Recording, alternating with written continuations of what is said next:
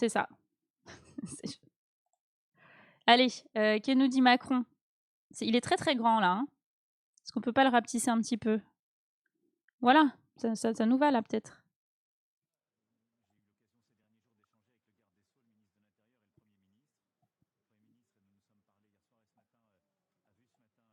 On n'entend pas, si? Il est clair qu'il y a un dysfonctionnement. Pardon, on n'entendait pas. J'ai eu l'occasion ces derniers jours d'échanger avec le garde des Sceaux, le ministre de l'Intérieur et le Premier ministre. Le Premier ministre, nous nous sommes parlé hier soir et ce matin, a vu ce matin le garde des Sceaux et le ministre de l'Intérieur. Il est clair qu'il y a un dysfonctionnement et que nous ne pouvons pas... Donc le principal sujet, c'est, enfin le principal argument sur l'affaire Liana, on l'avait déjà vu la semaine dernière, c'est il y a un dysfonctionnement, notamment de la justice. Je croyais qu'on était jeudi Pascal. C'est qui Pascal? Ne pas voir que des failles se sont révélées. Il faut maintenant les clarifier. Et donc, ce que le gouvernement va faire, c'est de se mettre en situation, avec des enquêtes très rapides, et j'ai demandé qu'elles soient le plus rapides possible, et bien de pouvoir clarifier aussi les responsabilités qui sont à Enquête très rapide égale, on va pressuriser évidemment les salariés. Hein. l'œuvre. Mais les choses ne se sont pas passées comme elles auraient dû se passer, c'est une évidence. Et donc c'est inacceptable. Et donc au-delà, évidemment, de Liana, et c'est indépassable pour ses parents, et je redis ici la peine de la nation, nous devons clarifier évidemment ce qui s'est passé pour Liana, pour sa famille, et pour aussi potentiellement toutes les autres victimes. Mais ceci participe de l'effort que nous organisons avec le gouvernement, cela depuis des années, par le réinvestissement que nous avons fait pour la justice.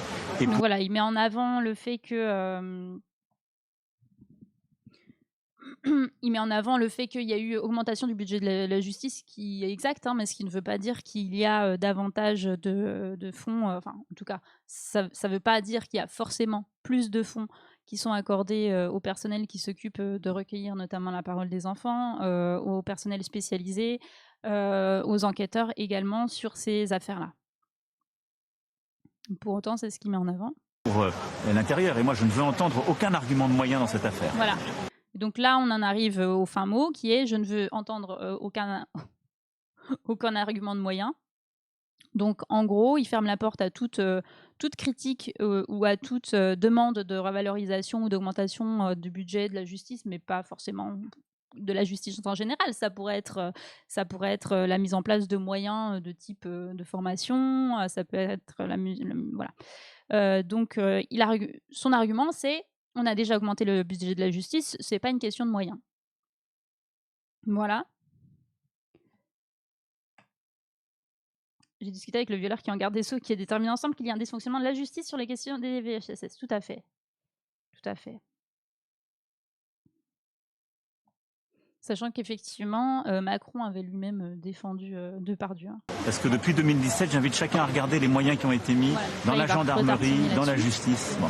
Donc c'est une question de réponse, de fermeté, d'organisation, de responsabilité. Donc elles doivent être établies. Mais ça participe aussi de cet effort qui est fait sur la protection de nos enfants. Et aujourd'hui, nous avons un système collectif, je dirais, du système judiciaire à ce qui est fait par l'aide sociale à l'enfance plus largement, qui doit être encore amélioré et rehaussé. Voilà. En tout cas, je ne vais pas ici préempter le débat. Les choses, on ne peut pas accepter ce qui s'est passé. On ne peut pas accepter ce qui s'est passé. On ne peut pas regarder en face sa famille et lui dire que tout s'est bien passé. C'est faux. Donc comme vous, je suis choqué par ce qui s'est passé et par ce qu'on entend. Maintenant, on doit les clarifier en bon ordre. On doit laisser le temps minimal aux inspections qu'on a mandatées pour pouvoir clarifier cette situation. Et sur la base de travaux qui auront été établis, pouvoir justement, à ce moment-là, voir quelles sont les responsabilités collectives, systémiques, et les responsabilités éventuellement individuelles, et prendre toutes les mesures requises. Mais on ne Voilà, et ça laisse quand même à penser ce genre de discours. Parce qu'à la fin, il établit quand même possiblement qu'il y aurait des raisons qui sont systémiques. Mais l'ensemble des 2 minutes, il tend quand même à dire et quand il tend à isoler ce cas. Et à faire de ce cas, justement, un dysfonctionnement. Donc si c'est un dysfonctionnement, ça veut dire que c'est exceptionnel et que le reste du traitement, notamment des plaintes d'agression sexuelle sur les mineurs, puisque c'est ça, se déroulerait de façon tout à fait exemplaire.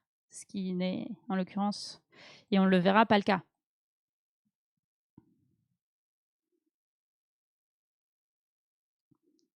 Il n'y a pas de réponse sur, en tant que chef d'État, effectivement, est-ce qu'il est responsable ou pas. Il n'y a même pas de réponse en termes de politique spécifique, parce qu'il aurait pu se défendre en disant c'était une priorité, enfin il aurait pu se défendre. En tout cas, il aurait pu mettre en avant que possiblement, à part le budget de la justice qui a été augmenté, il avait accordé une grande importance à ce sujet-là, ce qu'il ne fait même pas, hein, en termes politiques.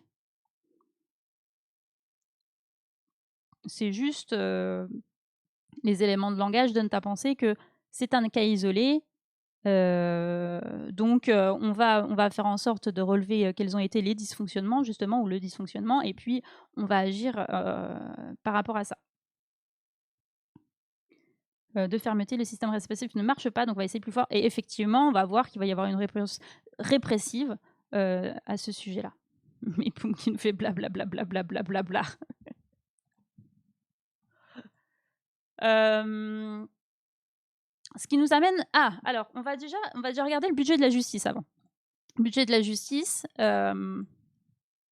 effectivement, le budget de la justice, il a été augmenté ces dernières années, notamment depuis 2017. Alors, je ne suis pas sûre que ce soit une progression constante, mais globalement, effectivement, il y a une progression du budget de la justice, une évolution positive.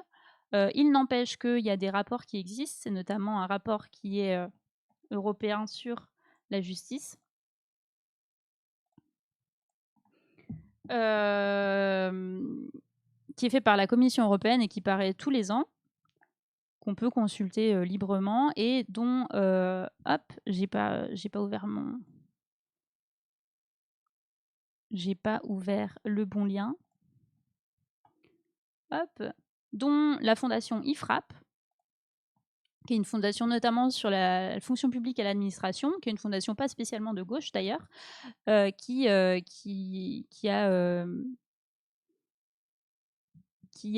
fait paraître une actualité sur cette étude-là.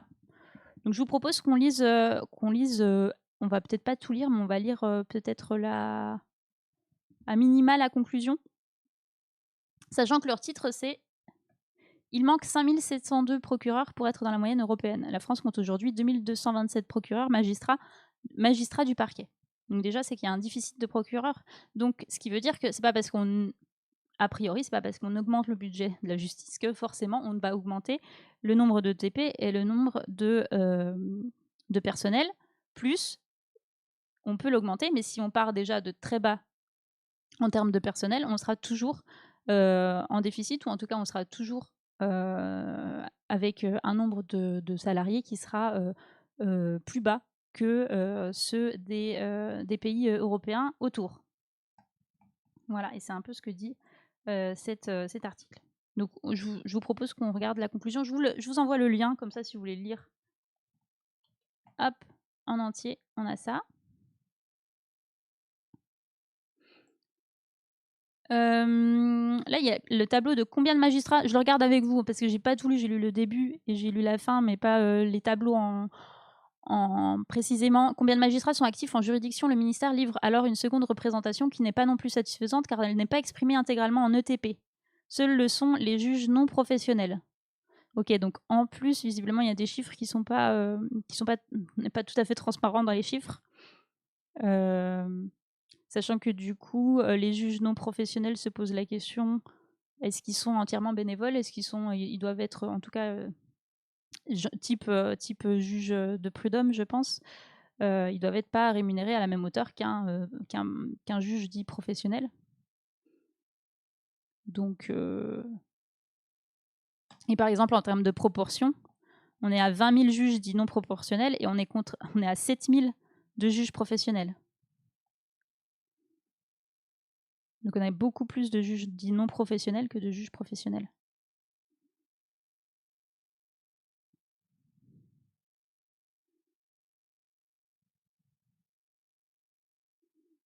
Les comparaisons budgétaires réalisées par le CPEJ, donc c'est justement l'étude qui est faite tous les ans, ne sont pas à l'avantage de la France. S'agissant des budgets de la justice, le CPEJ, dans un rapport spécifique publié tous les 2 ans, fait le point sur les financements publics sur le financement public comparé pour la dernière année connue 2022. Pour le CPEJ, les budgets des systèmes judiciaires européens considérés sont composés de 3 segments: les budgets des tribunaux eux-mêmes, les budgets du ministère public, les procureurs, et le budget de l'aide judiciaire, qui peut être financé via des taxes et frais de justice. Or, il apparaît que la France se situe dans une situation assez éloignée de ses principaux partenaires européens, tant en volume de crédits alloués, pourcentage du PIB, qu'en niveau de dépenses par habitant. En effet, la France consacre 0,2% de son PIB à son système judiciaire, soit 77,20 € par habitant. L'Allemagne, quant à elle, y consacre 0,3% pour un montant de 136 € par habitant. C'est important la mention de prix, enfin d'euros par habitant, puisque là on voit que c'est 0,3%, c'est juste une augmentation de 0,1. Enfin, c'est pas une augmentation de 0,1, mais il y a juste 0,1 en plus, mais on est quasiment le double par habitant. 0,31% de son PIB, soit 100 € par habitant pour l'Italie, et pour l'Espagne, 0,34% de son PIB, soit 96 € par habitant. La France apparaît ainsi dans l'Union européenne comme un pays en sous-investissement relatif, ce qui la place dans le premier quart des pays analysés. Donc on est plutôt en bas. Avec l'Irlande très à la traîne. Allemagne, Pays-Bas, Autriche, qui ont le budget par habitant le plus élevé. Le Luxembourg, pardon, qui a le budget par habitant le plus élevé, mais qui a une part de son PIB qui est assez peu, qui est plus faible que celle de la France, par exemple, en termes de budget de la justice.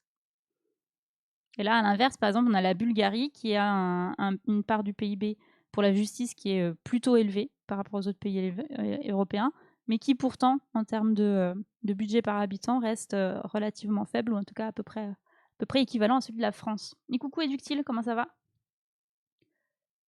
Voilà, donc là on a une décomposition qu'on va pas aborder. Et la proportion de personnel judiciaire, juges, procureurs et personnel dédié est plus faible en France qu'ailleurs en Europe. Donc s'agissant maintenant du volume des emplois du système judiciaire, les institutions judiciaires hexagonales se caractérisent par des emplois de juges professionnels particulièrement faibles lorsqu'on les ramène là encore à une densité pour 100 000 habitants. Nous sommes le 5e pays avec la densité de juges professionnels la plus faible, avec 11,6 juges pour 100 000 habitants, tandis que la moyenne UE est à 22,6 juges par 100 000 habitants, et la médiane à 23,4. L'Allemagne affiche 24,9, donc le double, plus du double. On peut y avoir une conséquence de l'utilisation massive de juges non professionnels, prud'hommes, chambres consulaires, ce qu'on avait vu tout à l'heure. Vers 78, ben oui, c'est sûr. C'est sûr et ductile. Les personnages non juges associés, greffiers et autres administratifs représentent une densité de 38,6 pour 100 000 habitants, contre là encore une moyenne de 71,9 sur 100 000 et une médiane de 59,4. La France est donc le 3e pays où les personnels non juges sont les plus faibles, derrière l'Irlande et le Danemark. Donc en gros, c'est pas parce que notre budget il augmente que forcément on a on a un nombre de personnel suffisant, ou en tout cas important, pour 100 000 habitants, si on rapporte à 100 000 habitants. Conclusion, donc. Le système judiciaire français se caractérise par la complexité de son organisation due à la multiplication des juridictions spécialisées. Et là encore, la question des juridictions spécialisées pose aussi la question du nombre de personnes qui travaillent dans ces juridictions spécialisées, plus de la formation aussi de ces professionnels. Son implantation reste cependant rationnelle et maîtrisée. Cependant, le budget qui lui est consacré reste faible comparé à ceux des autres pays d'Europe, soit 0,2 points de PIB en 2022. Curieusement, il n'est pas non plus consolidé budgétairement et ne fait pas l'objet d'un suivi spécifique dans un DPT, document de politique transversale dédié. Il reste écartelé entre l'ordre judiciaire retracé par le ministère de la Justice et l'ordre administratif, écartelé entre les services des tribunaux et cours administratives d'appel autour du Conseil d'État et les juridictions financières organisées autour de la Cour des comptes, dont pourtant l'organe de cassation reste le Conseil d'État. Bon, là, c'est la division administrative des juridictions. Le Conseil constitutionnel n'est pas considéré comme une juridiction et donc non associé aux cours suprêmes dans les comparaisons du CEPEJ. Par ailleurs, la France se distingue des autres pays d'Europe par un volume très important de juges non professionnels et généralement bénévoles. Donc voilà, c'est ce que je posais la question tout à l'heure du bénévolat. Donc il y a peut-être des indemnisations, des indemnités, mais il n'y a pas de salaire, quoi. Prud'homme, juge consulaire, ce qui fausse une partie des comparaisons, internationales. Il n'en reste pas moins qu'en matière de personnel associé aux juges pro, la France est le pays avec la 3e densité la plus faible de personnel non-juge pour 100 000 habitants. Elle est aussi mal classée s'agissant des juges eux-mêmes. Elle est par ailleurs dernière si l'on croise ses effectifs de procureurs et de personnel associés. Donc on est la dernière si on croise les deux. Il en ressort un système juridictionnel qui devrait être simplifié en limitant. Alors ça, c'est les recommandations, encore une fois, de l'IFRAP, donc en fonction aussi de l'idéologie de l'institution. Bon, ça peut être soumis à question, mais voilà. Il devrait, selon un système juridictionnel qui devrait être simplifié en limitant encore davantage le nombre de juridictions spécialisées, une nécessité d'augmenter les personnels et, en premier chef, ceux associés au ministère public, procureurs et leurs agents associés. Et effectivement, il y a un gros déficit de procureurs, notamment comparé à la moyenne européenne. Et sans doute que ça aussi, ça va être, c'est à relever dans l'affaire Liana. L'alignement du nombre de procureurs directement ou via une augmentation de 974 délégués actuels sur la moyenne européenne, 11,3 pour 100 000 habitants, supposerait une croissance du nombre de magistrats du parquet de 5 702 ETP pour un coût hors casse, alors ça casse, je sais pas, coût annuel de, je sais pas, pension, de 450 millions d'euros par an. Donc en fait, il faudrait augmenter le nombre de magistrats de 5 700 ETP. Donc c'est quand même visiblement... Peut-être que dans l'affaire Liana, la problématique des moyens, notamment des moyens humains, mais qui ont un coût réel financier, se pose. En fait, peut-être. D'ailleurs, vous ne me voyez pas, je suis en train de me dire. Hop. Parce que j'ai changé ma cam, c'est pas très grave, mais je vais la remettre.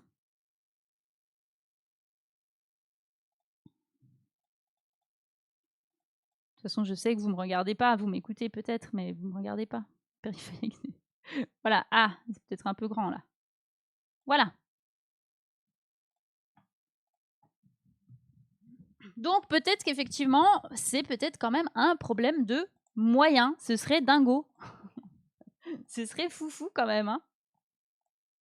Macron nous a dit non, mais bon, c'est pas ce que nous dit cette comparaison des budgets de la justice et de l'utilisation de ces budgets par les pays européens. Ouais, et notamment un gros problème de procureurs qui vont lancer les enquêtes, qui vont gérer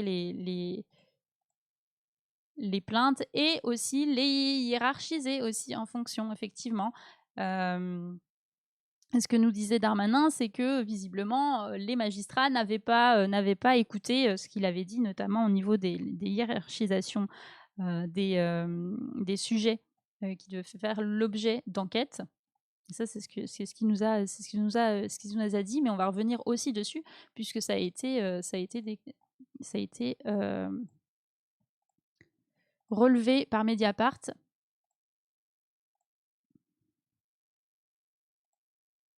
La question de ces priorités et le fait qu'il y avait notamment beaucoup de priorités. Et quand il y a beaucoup de priorités, ben, du coup, il n'y a plus de priorités.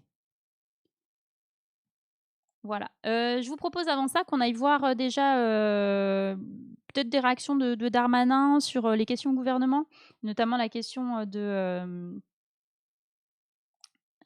Gabriel Catala, qui est député LFI, qui est très, très, très, très, très engagé sur les questions de violences faites aux femmes, et notamment et aussi violences inceste, plus violences, agressions sexuelles faites aux enfants. Donc Gabriel Catala qui pose une question au gouvernement, donc ça c'était mardi, et à laquelle ensuite Darmanin répond. On a une question qui est posée par Marine Le Pen et c'est Le Cornu qui va répondre, mais en fait il va pas vraiment répondre sur la question de Marine Le Pen, mais on écoutera aussi Le Cornu parce que c'est le seul moment où il intervient sur les questions au gouvernement de la session de mardi, et c'est intéressant. de voir ce qu'il en dit. Et puis après, on ira voir du côté de Mediapart. On fera pas toutes les questions, mais là encore... non, il y avait pas toutes les questions n'étaient pas sur Liana, mais il y en a quand même, je pense, 3/4.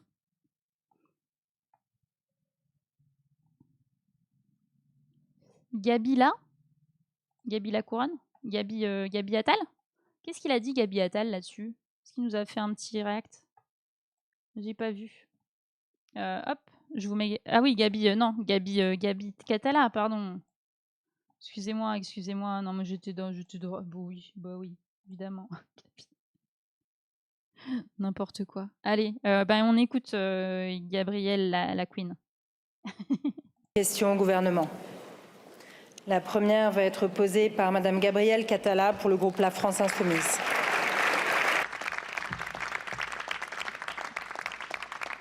Merci, Présidente. Messieurs les ministres, nous pensons à Liana, à celles et ceux qui l'ont aimée, à tous les enfants victimes de ces violences insupportables. Mais au-delà de la peine, nous sommes en colère. Les hommes violent des femmes, des petites filles, des petits garçons, non par pulsion sexuelle, mais pour dominer les corps, le plus souvent dans la famille. Parfois, ils tuent. Monsieur Darmanin, cette affaire n'a rien d'un dysfonctionnement. 73% des plaintes pour violences sexuelles faites aux enfants sont classées sans suite. 70% ne génèrent aucun acte d'investigation. Cette affaire reflète le fonctionnement tristement ordinaire de la justice française. Et vous feignez de le découvrir et de découvrir que ces violences sont systémiques, que les corps des femmes et des enfants sont des objets dont les hommes peuvent disposer dans notre société, que les enfants parlent mais ne sont pas protégés. Il faut qu'ils meurent pour qu'enfin on les croie, alors que les militantes féministes et enfantistes alertent depuis des années, alors que la Civise a listé 82 préconisations que vous avez enterrées, alors que vous êtes en responsabilité depuis 9 ans. Et depuis 9 ans, vos gouvernements ont démantelé les services. On y reviendra certainement sur les recommandations de la Civis, peut-être pas dans ce live, mais ça fait un bout de temps. On avait dit qu'on faisait un live. J'avais dit que je ferais un live sur l'inceste, notamment. C'est ultra important, les éléments de la Civis à ce sujet-là. Service public et mise en œuvre des politiques patriarcales, soit des coups de menton sécuritaires au détriment de la sécurité des femmes et des enfants. À présent, vous jetez en pâture les magistrats que vous avez noyés sous des dizaines de priorités pour vous défausser après avoir refusé d'entendre leurs alertes sur les moyens insuffisants de la justice. Voilà, la question des priorités, qui était donc un argument donné par Darmanin pour mettre la faute sur les magistrats, qui est donc repris là en disant que il y a eu tellement de priorités, encore une fois, que plus de priorités, mais ça, on y reviendra tout à l'heure. Pire, vous lancez une enquête sur les responsabilités qui ont conduit au drame. Ne craignez-vous pas qu'elle remonte jusqu'à vous, monsieur Darmanin? Mediapart nous apprend même qu'un rapport accablant vous a été remis il y a 4 ans sur les défaillances en matière de lutte contre la pédocriminalité. L'avez-vous seulement lu? Il est dans votre tiroir. La question n'est pas que faire, nous avons la réponse. Nous n'avons pas besoin d'une énième loi d'affichage, mais d'une loi cadre pour lutter contre toutes les violences faites aux femmes et aux enfants. Un budget de 3 milliards et la prise en charge intégrale par la sécurité sociale d'un parcours de soins pour toutes les victimes. Loi cadre, en gros, il y a tout dans sa question, il y a tout ce qu'on va voir. Donc, il y a les 2 articles de Mediapart qu'on va voir. La première sur cette question de la priorisation des faits par les magistrats, des affaires. La deuxième sur le rapport qui avait déjà tiré la sonnette d'alarme en 2022 sur la pédocriminalité. La troisième sur cette question de la loi cadre / aussi quid de la loi intégrale, sachant que la loi cadre, enfin du coup, la loi intégrale et la loi cadre seraient la même chose en fonction évidemment de qui la propose. Et on va revenir d'ailleurs sur cette question de la loi cadre, puisqu'il y avait aussi Aurore Bergé. Rappelez-vous, on en avait parlé en septembre ou en novembre, je ne sais plus, l'année dernière, où Aurore Bergé avait proposé potentiellement une loi cadre sur les violences. Notamment, je ne sais plus si c'était fait aux femmes ou si c'était... Bon, en tout cas, elle avait proposé une loi cadre. Quid de cette loi cadre dont on n'entend plus parler, voilà, qui n'était pas la même que la loi cadre dont parle Catala, qui est la loi cadre qui est vraiment qui reprend vraiment les propositions des recommandations des associations, mais qui était potentiellement un début de réponse sur les violences faites aux femmes et aux enfants. La question est plutôt pourquoi avez-vous décidé de ne rien faire? Et quand assumerez-vous votre part de responsabilité en présentant votre démission? Merci, Madame la députée. Voilà, donc elle finit par demander la démission de Darmanin. La parole est à Monsieur Gérald Darmanin, garde des Sceaux, ministre de la Justice. Merci Madame la Présidente, Mesdames et Messieurs les ministres, Madame la députée. Je suis persuadé que sur tous ces bancs, nous sommes profondément traumatisés, choqués par la mort de Liliana. Et comme vous l'avez dit Madame la Présidente, de tous les drames qui ont pu toucher les familles de France. Chacun ici est père ou mère de famille, et bien sûr que notre cœur, comme ceux des magistrats, comme ceux des enquêteurs, bat de tristesse parce que nous n'avons pas su protéger une enfant de la République.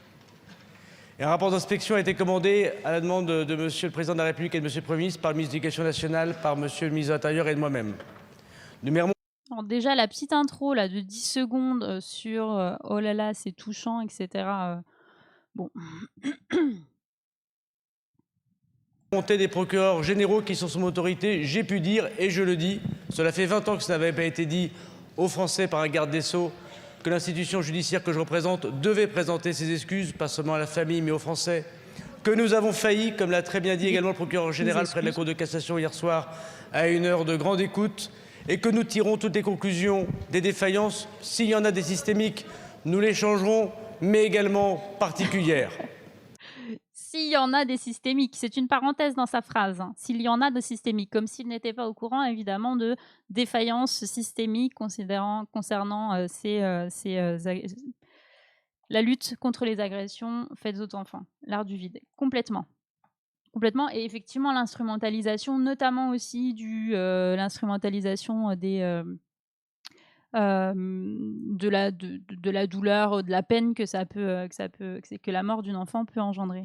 J'ai regretté la politisation et... Ah, il regrette la politisation, ça c'est quand même ouf aussi. Attendez, pardon, mais déjà rien que je regrette la politisation, moi ça me... envie de calmer. Il faut bien le dire, le manque de respect sans doute, puisque dès ce week-end, votre président de groupe politique a appelé à la démission de membres du gouvernement. Et si vous pensez à... Non, parce que vous rendez compte si vous commencez à tout politiser là? Non, mais ça serait ouf quand même, hein? Non, parce que c'est pas politique ça. Non, non, non. Et là, donc, il est en train de retourner l'instrumentalisation qu'il fait lui-même de ce drame-là contre la LFI pour dire vous instrumentalisez ce drame en quelque chose de politique.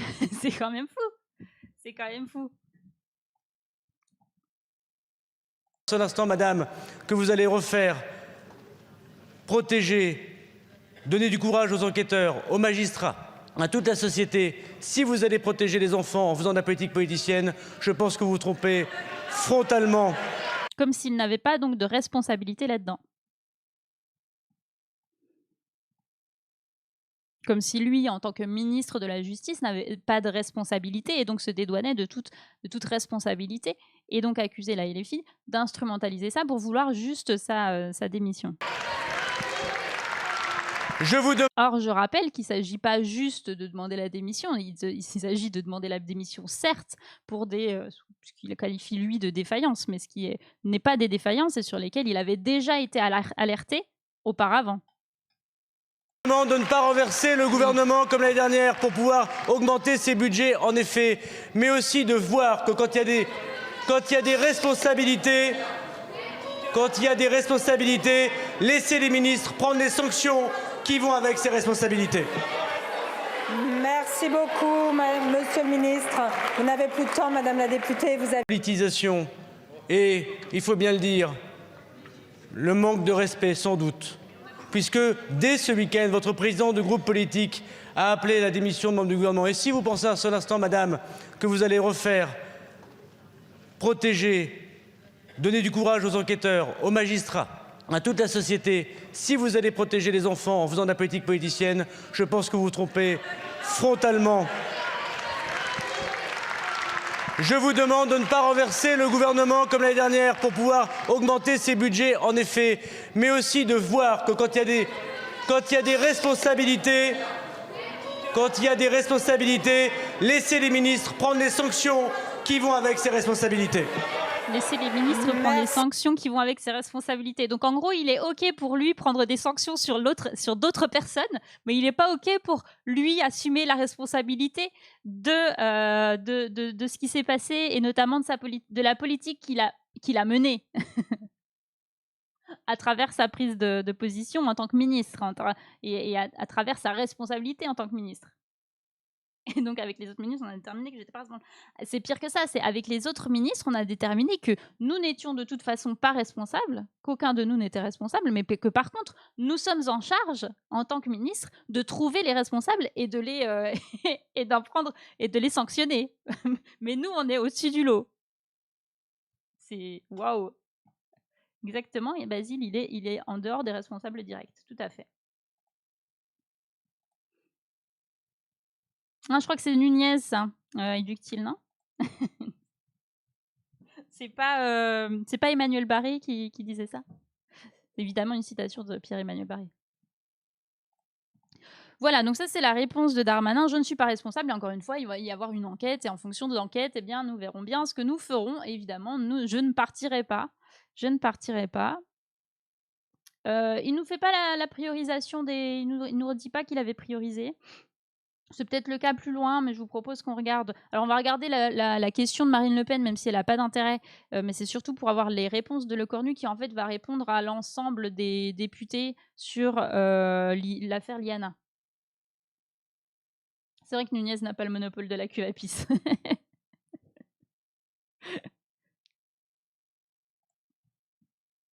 Mais Marine Le Pen fait du Marine Le Pen, bon. Je vous remercie. La parole est à présent à Madame Marine Le Pen, présidente du groupe Rassemblement national. Monsieur le Premier ministre, le chagrin du peuple français, en écho à celui de sa famille et de ses proches, à l'annonce de la mort de Liana, 11 ans. On les entendait moins quand même sur Betaram, il me semble, le RN. Par un homme déjà connu comme pédophile, un prédateur identifié, mais jamais interpellé, jamais neutralisé, a laissé place à la colère et elle est justifiée. Cette petite fille a été sacrifiée sur l'autel de la nonchalance d'un État dont l'appareil judiciaire a failli.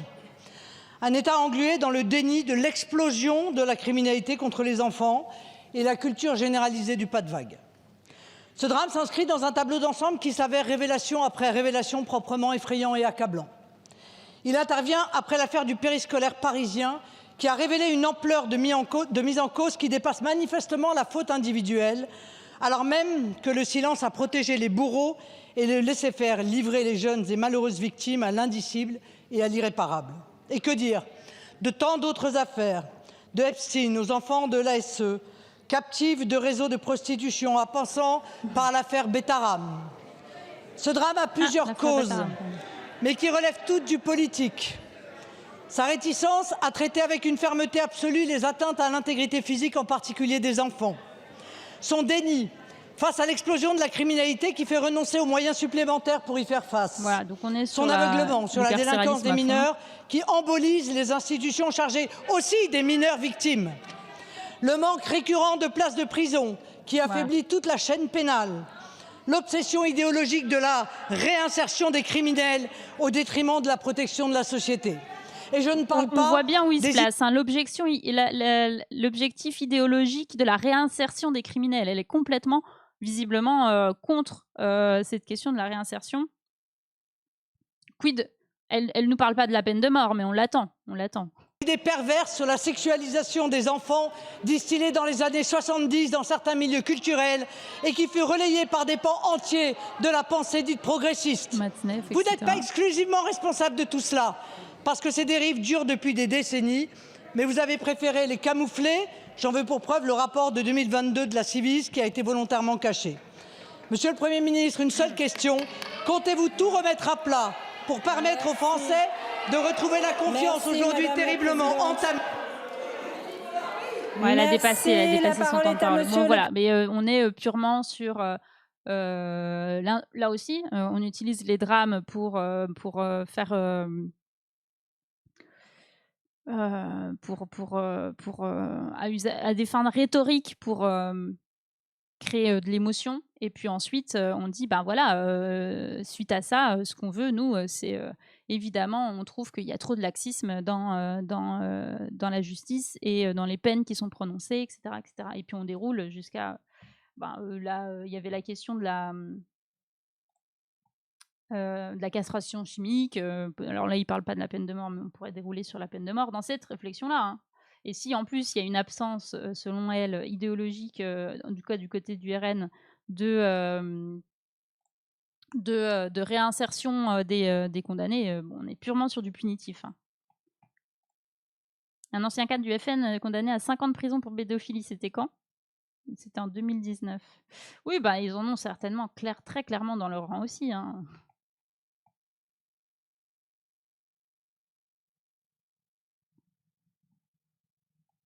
Après, le problème, c'est pas tant les exemples. Enfin, le problème, c'est pas tant que les exemples qu'elle prend. Déjà, c'est quid de l'intervention du RN sur Betaram, sur les 68 arts, quand ils ont les affaires de la rue du Bac, notamment, je pense, des choses comme ça.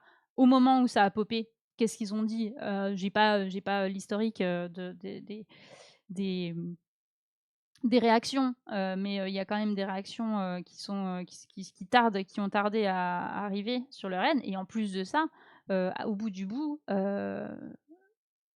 c'est à quoi ça sert de poser ça et pourquoi ils posent ça? À la fin, ils posent ça pour dire, non, mais en fait, nous, on veut plus de peines, on veut des peines plus fortes et on veut des sanctions qui soient radicales contre les délinquants, ce que ne défend pas, enfin moi en tout cas, c'est pas du tout ce que je défends. Et je pense que la gauche et les personnes qui ont des idées de gauche ne sont pas sur ces raisonnements-là non plus.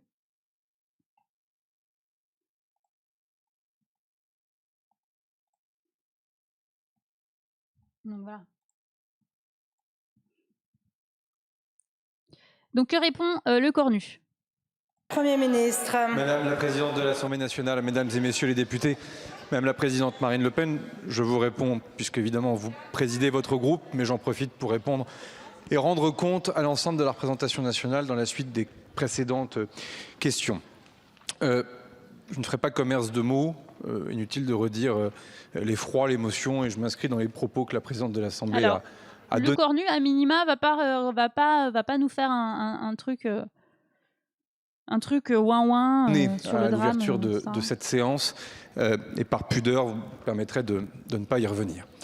Au fond, de là où je suis, de là où nous sommes, c'est aussi pour ça que je souhaitais que les ministres puissent s'exprimer avant moi, seul le résultat compte et donc il nous faut agir vite. Le premier moyen d'agir vite, c'est évidemment de faire la vérité. Et on le voit bien, la séance de questions gouvernement, je vais revenir, parle à la fois du drame épouvantable qui touche la famille de Liana et Liana, et en même temps un fait de société plus large. Repartons quand même des faits. Nous devons la vérité au peuple français sur ce qui s'est passé dans cette affaire. Et donc c'est le sens de la saisine des inspections. Il en refait une affaire individuelle, un cas isolé. Éducation nationale, justice intérieure, qui devra, il faut bien le reconnaître, expliquer l'inexplicable et rendre compréhensible ce qui semble incompréhensible. Je le dis parce qu'évidemment nous avons déjà des remontées par la voie hiérarchique.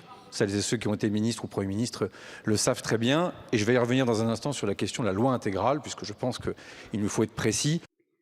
Sachant que, encore une fois, pas de responsabilité de son côté. Encore une fois, la responsabilité est d'ordre des agents de la police, qui ont mené l'enquête, des personnes liées à la justice, des magistrats, des procureurs. Il n'y a aucune responsabilité du Premier ministre pour l'instant dans sa réponse, hein. J'ai bien peur, et nous le verrons peut-être, que la question de la loi intégrale ne couvre pas malheureusement le drame là auquel nous devons faire face. Voilà, donc déjà il balaie la loi intégrale, la question de la loi intégrale sur laquelle on reviendra. Ça ne répond pas, alors il est super ambivalent parce que d'un côté il dit oui, il va falloir qu'on attende les conclusions du rapport pour voir quels ont été donc les dysfonctionnements, puisqu'on reste sur un cas isolé, a priori, selon lui.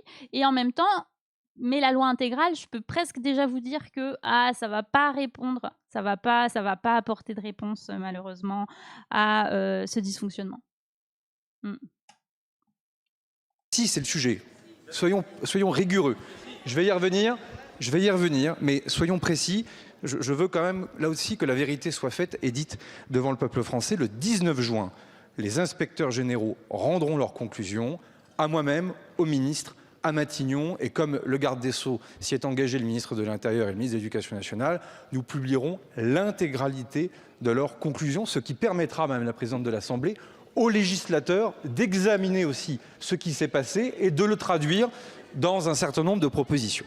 La deuxième des choses... Voilà, donc il va y avoir traduction du rapport de ce qui est indiqué en proposition au projet de loi, soit proposition de loi, soit projet de loi en fonction, sachant qu'il y a déjà eu 2 propositions qui ont été faites mardi, donc c'était avant les questions au gouvernement, 2 annonces qui avaient été faites. La première, c'est l'annonce de traiter les enquêtes dans le cas où on connaît l'agresseur en moins de 3 mois, ça c'est la première, et la deuxième, c'est c'est une augmentation des peines. Voilà. Il faut agir vite. Il faut agir vite. Ce n'est pas très élégant, mais c'est comme ça que techniquement on dit sur le stock. C'est évidemment les 70 000 plaintes qui sont actuellement en cours. Le garde des Sceaux a réuni, vous le savez, les procureurs généraux lundi dernier. Une date a été donnée, le 14 juillet, j'y reviens pas, tout a été dit. Mais c'est une question de confiance dans l'autorité judiciaire que d'être capable de dire précisément où nous en sommes. Cela va susciter une mobilisation importante des services d'enquête, police, gendarmerie, mais c'est indispensable. La troisième chose, c'est d'agir vite face à ce qui n'est pas un fait divers. J'en suis intimement persuadé, vous l'avez d'ailleurs toutes et tous redit dans vos propos, mais qui est un véritable fait de société sur une violence qui est endémique, qui ne va pas en s'arrangeant, c'est le mot qu'on puisse dire, ces dernières années. J'ai moi-même présidé un département, j'ai été maire il y a de cela quelques années. Force est de constater que dans mon propre département de l'Eure, je vois les faits s'aggraver et donc par définition, il nous faut nous adapter à cette violence dans la société. Ça m'amène à plusieurs types de réponses, là aussi pour être précise. La première des choses, nous avons un projet de loi qui a déjà été discuté et validé par le Conseil d'État et le Conseil des ministres visant à la protection des mineurs, qui emportait déjà la plupart des réponses qu'un certain nombre d'entre vous, de manière transpartisane, avaient demandé de reprendre, je regarde le député Santiago et d'autres, que nous avons donc repris. Ce vecteur-là, il va être inscrit à l'ordre du jour de l'Assemblée nationale le 15 juillet. Nous allons compléter ce projet de loi pour les... Est-ce que je peux m'exprimer ? Dans le calme et dans la dignité. Est-ce que notre démocratie parlementaire, est-ce que je peux rendre compte au Parlement dans le calme et la dignité? Ce qui, me semble-t-il, au regard de la gravité du sujet qui amène notre ordre du jour, le mérite et le nécessite. Allez, s'il vous plaît. Ce texte de loi, Madame la Présidente, Mesdames, Messieurs les députés, va être rectifié par un Conseil des ministres qui aura lieu dans 10 jours sur au moins 4 demandes qui nous semblent urgentes et qui correspondent malheureusement directement ou indirectement à l'affaire de la petite Liana. La première question, c'est évidemment l'alourdissement des peines. Je l'ai dit, mais ce sont les associations qui le demandent. Vous en débattrez. Allez, vous en débattrez, mesdames et messieurs les députés. Cessez de polémiquer à chaque fois qu'une proposition est mise sur la table. Nous cherchons à agir en droit et pas sur le terrain politicien. Allez, s'il vous plaît. Donc la loi intégrale, on rappelle aussi que ce sont des propositions d'associations spécialisées aussi, qu'il a balayé d'un revers de main. Mais là, pour le coup, quand c'est pour mettre en avant des propos d'association dans son contexte, dans un contexte qui lui est favorable, là, par contre, l'argument tient. On laisse le ministre terminer. 20 ans de réclusion criminelle pour les viols en série. Il vous sera proposé de débattre. S'il vous plaît. De débattre et de porter de 20 ans à la perpétuité pour les crimes sexuels commis contre les mineurs. Et Madame la Présidente de l'Assemblée, nous ouvrons la concertation pour aller plus loin que la seule question des crimes sexuels contre les mineurs, car je sais que c'est une demande qui émane d'un certain nombre de groupes transpartisans. La deuxième des choses, et ça répond très directement à l'affaire sur laquelle le garde des Sceaux vous a répondu tout à l'heure, nous encadrerons dans un quantum de 3 mois, un quantum de délai, de temps, qui permettra aux enquêteurs, qui obligera et les enquêteurs et les parquets d'effectuer les premiers actes. Voilà, donc c'est exactement ce que j'avais dit tout à l'heure, ce qu'ils ont mis en avant les 2 propositions phares, en gros, l'augmentation des peines sous validation des associations qui auraient demandé l'augmentation des peines, et donc la réalisation d'enquêtes sous 3 mois. D'enquête qui permet ou non d'emmener un présumé coupable à la garde à vue. En clair, ce sont malheureusement les instructions du garde des Sceaux par circulaire que nous allons vous proposer de transcrire dans la loi pour faire en sorte que le système soit beaucoup plus protecteur, beaucoup plus rigide. Ça répond. Donc tout ça sans augmenter les moyens, hein, visiblement. Très clairement, malheureusement, à notre actualité. La troisième chose, ce travail n'est pas consensuel, je le sais, mais il faut l'ouvrir, c'est le travail sur les prescriptions. Donc là, il y a un débat important, il faut le prendre avec beaucoup de précautions juridiques, beaucoup de précautions constitutionnelles, mais je ne veux pas fermer la porte à cette question des prescriptions. Et donc, j'ai demandé au la question de la prescription. garde des Sceaux et la ministre Aurore Bergé de vous réunir, de réunir les présidents de groupe, les responsables de textes qui sont engagés sur ces sujets, pour essayer de bâtir un compromis qui nous permette, dans le cadre de la lettre rectificative, d'avancer. Puis la quatrième chose, et c'est une absolue nécessité, vous le savez toutes et tous, c'est la question de la transparence des procédures. C'est la question des transparences des procédures pour les victimes, parce qu'on le voit bien, c'est un enjeu majeur. Mais ça nous amène à la question de la loi dite intégrale. Il ne peut... Sous-entendu, la transparence des procédures, c'est aussi la question de la motivation, notamment la motivation des non-lieux qui sont menées courantes dans les affaires d'agression sexuelle sur mineurs ou pas d'ailleurs. On rappelle que le pourcentage de condamnation des agresseurs sur des personnes mineures, c'est 2% hein, selon la Civise. Pas être seulement question de la mobilisation. Je cherche la députée Thiébaut. Et donc là, on parle de la loi intégrale, puisque visiblement, il a balayé d'un revers de la main le fait que la loi intégrale puisse être proposée, si ce n'est à l'ordre du jour, à minima, enfin, ou validée. Martinez. Madame la députée, la loi intégrale est utile et donc nous allons l'utiliser. En cela qu'elle nous permettra d'aller au-delà des questions liées au ministère de l'Intérieur et de la Justice. Ça pose la question de la psychiatrie, de la mobilisation de la santé, de la mobilisation des collectivités locales, de la mobilisation de l'éducation nationale, de la mobilisation des collectivités locales. Mais des moyens, s'il faut en débloquer pour les enfants, nous le ferons. Mais ne mentez pas au peuple français en laissant à penser que ce n'est qu'une affaire de moyens, puisque malheureusement vos propos, vous le verrez, vieilliront mal. En tout cas, Madame la députée, je vous recevrai, si vous en êtes d'accord, avec les collègues de votre choix en cette fin de semaine. La présidente de l'Assemblée a saisi le Conseil d'État. Je l'ai fait aussi pour montrer l'engagement de l'exécutif à côté de la présidente de l'Assemblée nationale. Beaucoup de mesures, mais vous le savez déjà, en bonne professionnelle de ce sujet, sont réglementaires, ce qui veut dire que nous pourrons également les prendre très en amont d'une discussion de ce texte. En tout cas, moi je souhaite qu'on avance sans démagogie, sans instrumentalisation politicienne, pour apporter une réponse sociétale à un problème de société large. Dernier point, et pardon d'être long, mais je manquerai, Madame la Présidente. Et on ira voir du coup la question de Madame Martinez, justement. Présidente Le Pen, Mesdames, Messieurs les députés, à mon devoir de chef de l'administration, je veux quand même, parce que personne ne l'a fait, ou presque, depuis le début de cette séance, redire ma confiance dans les enquêteurs, les policiers, Darmanin, les gendarmes, les magistrats, l'ensemble de ces métiers. Alors, Darmanin tape sur la justice, il n'y a personne qui a tapé sur la police. Hein. Le ministre de l'Intérieur, Nunez, bon. De justice qui bien souvent se sont engagés par vocation pour protéger nos concitoyennes et nos concitoyens. J'ai eu l'honneur de porter l'uniforme de la gendarmerie, de servir dans des brigades. Je sais qu'il y a des gens qui sont engagés pour cela et je ne veux pas qu'on jette l'opprobre sur celles et ceux qui ont fait vœu de protéger les autres et de rendre le service indispensable de la protection des plus fragiles au nom de la République.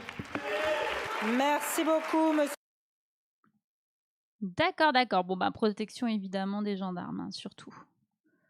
Ok. Et ben, on va aller écouter la question de Madame Martinez à laquelle il a l'air de répondre, notamment sur la loi intégrale, le Cornu. Donc, c'était une question avant.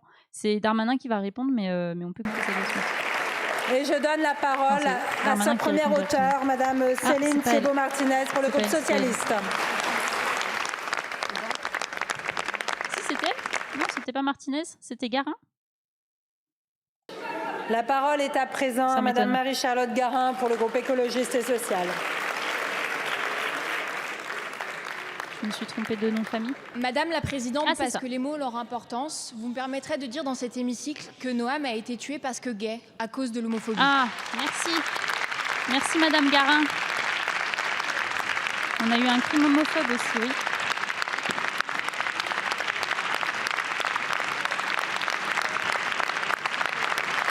Bah, visiblement, il a été gendarme, je ne savais pas. Donc, ah, ça se lève pas à droite, hein. Ça se lève pas là. On s'en bat les steaks, les héros. Par contre, quand il a fallu faire une tribune à un néo-nazi, là, ça s'est levé là. Hein. Ça n'a pas fait la fine bouche. Hein. Non, mais allez. Monsieur le Premier ministre, vous savez ce qu'on dit, c'est pas bien de mentir. Alors il faudra dire que c'est pas bien de mentir au président de la République qui ne veut entendre aucun argument de moyen dans cette affaire. Il faudra dire que c'est pas bien de mentir à votre ministre de l'Intérieur qui nous explique que le meurtre de Liana serait le fruit d'erreurs individuelles et non d'un système défaillant. Il faudra dire que c'est pas bien de mentir au ministre sans pouvoir que vous nous envoyez pour expliquer que tout est vraiment bien fait pour lutter contre les violences. Merci. Vous savez à qui on a longtemps dit « c'est pas bien de mentir » ? Aux enfants.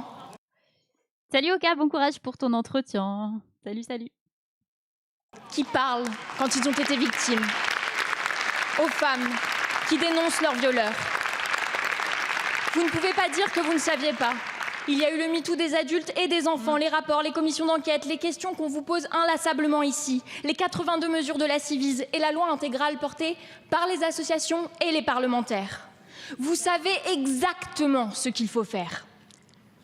Mais il a fallu qu'une enfant meure pour qu'en grand seigneur, vous daigniez nous dire « OK » pour la loi intégrale. Quand on vous pose la question des moyens, vous nous dites « on ne touchera pas au budget du... » Ils n'en veulent pas de la loi intégrale, c'est ouf. Darmanin qui est déjà en fait non, n'importe quoi, on ne dit pas OK pour la loi intégrale. Ministère de l'Intérieur, de la Justice, de l'Éducation et de l'Égalité l'année prochaine. Mais vous réalisez que c'est justement ce budget-là qui est insuffisant, qui est responsable des femmes et des enfants qui sont morts. Vous réalisez que c'est ce budget-là qui fait que les magistrats ne peuvent pas faire leur travail correctement. Alors, Monsieur le Premier ministre, une loi intégrale sans moyens supplémentaires, c'est encore abandonner les victimes. Est-ce que vous vous engagez aujourd'hui à mettre 3 milliards sur la table pour lutter contre les violences faites aux femmes et aux enfants? Merci Madame la députée. La parole est à Madame Aurore Bergé, ministre en charge de l'égalité entre les femmes et les hommes et de la lutte contre les discriminations. Bon voilà. Bon bah elle a dit les termes aussi, hein. Marie-Charlotte Garin. Donc, elle va répondre sur... attendez, on va voir la réponse d'Aurore Bergé quand même. Allez. Merci Madame la Présidente, Mesdames et Messieurs les députés. Permettez-moi d'abord, Madame la députée, de saluer aussi la mémoire de Noam, puisque vous l'avez fait et vous avez posé les termes qui doivent être posés. Il y a eu en effet des cris homophobes qui ont été constatés et personne ne doit mourir pour qui il est ou pour qui il aime dans notre pays.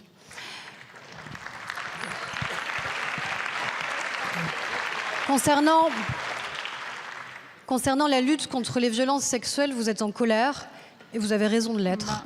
Vous êtes en colère et je crois... Pourquoi on réduit la meuf à son émotion? Les Français aussi sont en colère et ils ont raison de l'être. Et j'espère d'ailleurs que cette colère ne va pas faiblir, que cette colère va rester dans la société et que cette colère saine et nécessaire va continuer à nous habiter de manière à ce que nous puissions continuer à agir et à prendre toutes les dispositions qui sont absolument nécessaires pour protéger les enfants et protéger les femmes victimes de violences sexuelles. Les victimes ont toujours parlé, les enfants ont toujours parlé. Mais la justice ne les a pas toujours entendus, la société ne les a pas toujours entendus. Les femmes ont toujours parlé et les mères ont toujours protégé leurs enfants. Du coup, juste un petit point chiffre, puisque ça, on a aussi les chiffres du fait de la Civise. Il y a environ, quand les enfants parlent, il y a environ 75% des proches à qui ils ont parlé qui les croient. Donc, bon, il y a toujours un petit pourcentage de personnes qui ne les ont pas qui ne les croient pas, mais globalement, les gens croient les enfants quand ils parlent. En revanche, il y a peu d'actions. 45%, environ 50, du coup, une fois sur deux, il y a des suites qui sont données à ces paroles. Donc une fois sur deux, il y a 0 suite qui sont données à ces paroles. Donc les proches croient les enfants de façon générale, mais à 50%, ça ne sera pas suivi de fait. Donc il n'y aura rien qui sera fait pour arrêter les agressions et potentiellement aucune plainte ou aucune démarche dite juridique pour rendre compte et pour à la fois faire arrêter, mais rendre justice à ce qui a été fait. Rendre justice aux enfants. Et ce que nous voulons faire justement, notamment dès maintenant, dès cette semaine, avec une lettre rectificative dans le projet de loi dédié à la protection de l'enfance, c'est de l'élargir à la lutte contre les violences sexuelles, notamment pour protéger les mères qui protègent leurs enfants et qui, elles, sont incriminées pour non-présentation d'enfants, par exemple, pour résoudre ce sujet qui est absolument insupportable, pour que le doute ne profite jamais, encore une fois, alors que nous avons la nécessité de mieux protéger nos enfants. Les enfants parlent, il faut les écouter. Les mères protègent, il faut les écouter et il faut les protéger. L'objectif... non seulement il faut les protéger, mais il faut en plus encourager la parole, évidemment, et faire que un dépôt de plainte, notamment, soit bien plus aisé que ce que ça n'est actuellement. L'objectif est d'aller vite et de faire bien. C'est exactement ce que nous allons faire en nous inspirant de toutes, je dis bien toutes les initiatives parlementaires qui ont été prises sur tous les bancs et de... Oui, c'est vrai qu'il y a des papas qui protègent aussi. Et là, elle parle souvent des cas où notamment des cas de violence du père sur la mère. Souvent, c'est le cas. Et en fait, il y a maintien quand même... ou quand il y a suspicion et qu'il y a maintien de l'autorité parentale, donc en fait les mamans sont obligées de présenter leurs enfants au père alors que le père est violent ou que le père agresse. L'Assemblée nationale et du Sénat, je vous remercie. Merci beaucoup Madame la ministre. Okay. Madame la députée. Ministre, tous vos ministres qui nous parlent sans argent, c'est que du vent. Allez. Je vous remercie. La parole...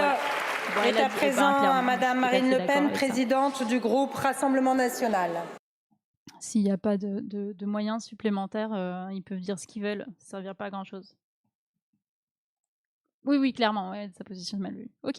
Bon, voilà, pour les questions gouvernement, donc vous avez vu à peu près les positionnements de chacun sur la question. Darmanin, on attend que l'enquête soit faite. De toute façon, c'est un cas isolé, ça reste... Alors, ça y est, ça commence à émerger, le fait que ça serait systémique, mais encore, on n'a pas de réponse à ça. Le Cornu nous dit de toute façon on attend les réponses, mais il n'y aura pas de loi intégrale, voilà. On va quand même un peu augmenter le budget visiblement parce que je pense qu'ils ressentent un peu la pression, c'est pas encore fait, mais ils doivent ressentir un peu la pression qu'ils ont sur eux, mais c'est plutôt mou, voilà. Darmanin qui avait en plus accusé notamment les magistrats de pas avoir bien écouté ses priorités. Et donc c'est sur ça qu'on va revenir cette fois-ci avec un article de Mediapart qui titre Affaire Liana, comment Darmanin a noyé les magistrats sous des priorités fluctuantes. Selon les données consultées par Mediapart, les violences commises sur les enfants ne figurent qu'assez peu dans les 114 circulaires. Donc 114 circulaires envoyées tous azimuts aux magistrats par le ministre de la Justice depuis début 2025. Donc 114 circulaires depuis début 25, ça veut dire 12 plus 6, 18 mois. 18 mois divisé par... Hop. 114 divisé par 18, ça fait 6 circulaires par mois aux magistrats. Voilà.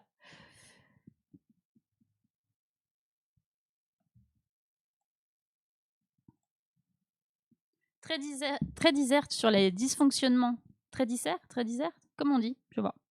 Sur les dysfonctionnements de la justice dans l'affaire de la jeune Liana et évoquant déjà la possibilité de sanctions contre des magistrats alors que l'enquête administrative n'a pas encore démarré. Là encore, hein, on est sur quelque chose à géométrie variable. En fonction de l'argumentaire, on va dire oui, on attend les résultats de l'enquête et puis en fonction, quand ça ne nous arrange pas, eh ben, on n'attend pas les résultats de l'enquête parce qu'en fait, on a déjà des petits éléments, quoi. Voilà. Gérald Darmanin est beaucoup plus pudique lorsqu'il s'agit de ses propres responsabilités ministérielles. Quoi? Gérald Darmanin aurait une responsabilité là-dedans? Mais non, c'est fou ça! En tant que ministre de la Justice? Incroyable, je tombe de ma chaise.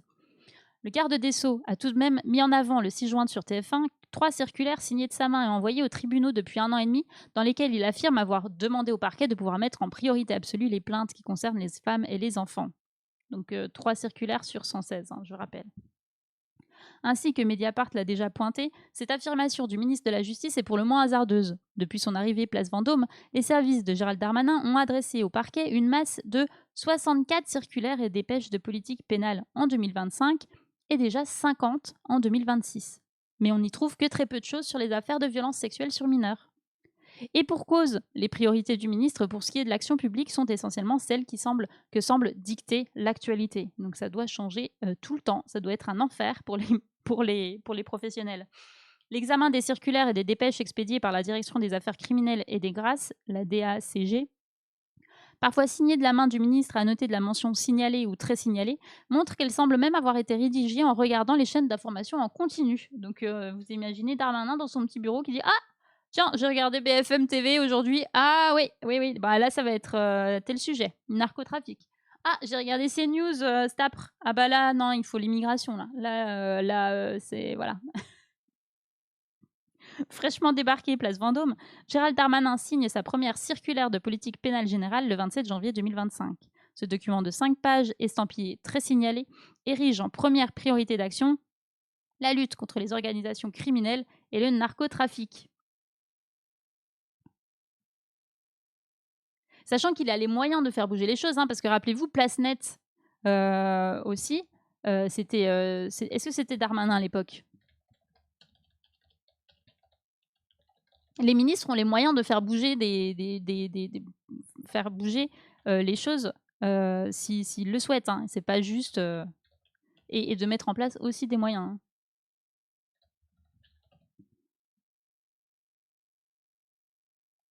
Hein. C'était peut-être le ministre de l'Intérieur, puisque ça mettait en cause des opérations de police. Mais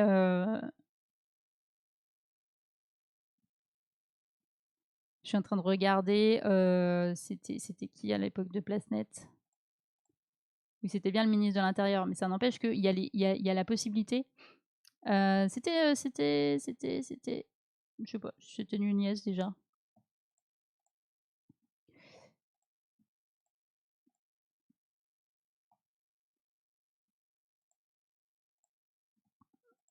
Mais il n'y a pas que les circulaires qui existent, en tout cas, il peut y avoir des positionnements plus volontaristes. C'est possible. Voilà. Donc, en première position sur la circulaire, c'était la lutte contre le narcotrafic, on l'avait déjà vu d'ailleurs. Arrive en deuxième priorité les violences faites aux personnes. Faites aux personnes, hein. C'est pas aux femmes particulièrement, mais ce chapitre mélange tout. Les violences faites aux femmes, donc ça peut être les violences faites par exemple aux personnes âgées, ça peut être dans le cadre, je dis n'importe quoi, mais dans le cadre par exemple de maltraitance, ça peut être le cas de violences faites aux personnes dans le cadre de vol, voilà. Donc ce chapitre mélange tout, les violences faites aux femmes, les faits commis au préjudice des enfants, les actes antisémites, antichrétiens et anti-musulmans, les faits d'apologie du terrorisme, la radicalisation violente ou le séparatisme, les faits commis en raison de l'orientation sexuelle et enfin les violences commises contre les personnes dépositaires de l'autorité publique. Voilà, les violences commises contre les personnes dépositaires de l'autorité publique. Tiens, ça donne un indice sur son positionnement politique, ça. Donc évidemment, c'est pas les violences faites par les personnes dépositaires de l'autorité publique. Non, c'est contre les personnes dépositaires de l'autorité publique. Voilà, après avoir évoqué les violences extrêmement graves observées ces dernières semaines, c'est-à-dire pour l'essentiel des crimes liés au narcotrafic, cette circulaire demande aux magistrats des réponses pénales, lisibles, rapides et efficaces, comme si cela n'allait pas de soi. Évidemment. Une autre circulaire de politique pénale générale, quasi identique au mot près, est elle aussi estampillée très signalée, et signée par le ministre le 16 octobre 2025. Les violences commises sur les enfants doivent faire l'objet d'une vigilance particulière et d'un traitement prioritaire, lit-on, comme dans la circulaire précédente. Le sujet est traité sur 2 lignes dans un document de 5 pages où tout semble prioritaire. Même chose que tout à l'heure. Enfin, Darmanin a également signé le 23 mai une circulaire sur les violences sexistes et sexuelles commises sur les mineurs, mais elle ne concerne que le milieu scolaire et périscolaire et fait suite, une fois de plus, à des affaires très médiatisées dans les écoles parisiennes cette fois-ci. Donc, scandale périscolaire, hop, qu'a fait Darmanin? Il regarde la télé et il rédige une petite circulaire. Et ça, c'est son taf de ministre de la Justice. Voilà. C'est super, c'est super. Des sujets variés. Il est donc très aventureux de prétendre, comme l'a fait le ministre, que les violences commises sur les mineurs représentent une priorité absolue de sa politique pénale. Les autres circulaires récentes qu'il a lui-même signées pour souligner leur importance, ce n'est pas systématique, portaient sur. Donc, il y avait quoi sur les dernières circulaires? Les atteintes contre la pénitentiaire et ses agents. La confiscation des téléphones portables des consommateurs de stupes. Les atteintes aux personnes lors de rassemblements festifs. Les affaires de port d'armes commises par les mineurs. Les incidents lors des festivités du 14 juillet. La répression du narcotrafic. Les propos antisémites et les discours de haine dans le supérieur. Les incidents lors de la nuit de la Saint-Sylvestre. Les violences intrafamiliales. En dehors de celles déjà évoquées, la grosse centaine de dépêches et de circulaires envoyées par la chancellerie depuis que Darmanin a été nommé garde des Sceaux couvre des sujets aussi variés que la maltraitance animale, les permissions de sortie des détenus, les fraudes aux garages fictifs, l'accès aux données des fournisseurs de messagerie, les expertises génétiques, le code des douanes ou encore l'évaluation du travail des gendarmes, entre autres. Voilà. Cette production écrite est trop abondante aux yeux des principaux intéressés. Pas assez nombreux, littéralement débordés et manquant de moyens, les magistrats. On parle de manque de moyens, c'est ouf. Les magistrats trouvent pour le moins osé d'être tout de suite pointés du doigt par le ministre dans l'affaire de la jeune Liana, alors que tout devient prioritaire et urgent. Vous écartez la dimension systémique du drame, alors même que votre porte-parole évoque l'archaïsme de notre fonctionnement. Qui est responsable du système, sinon vous qui gérez les moyens alloués aux magistrats et définissez une politique pénale nationale?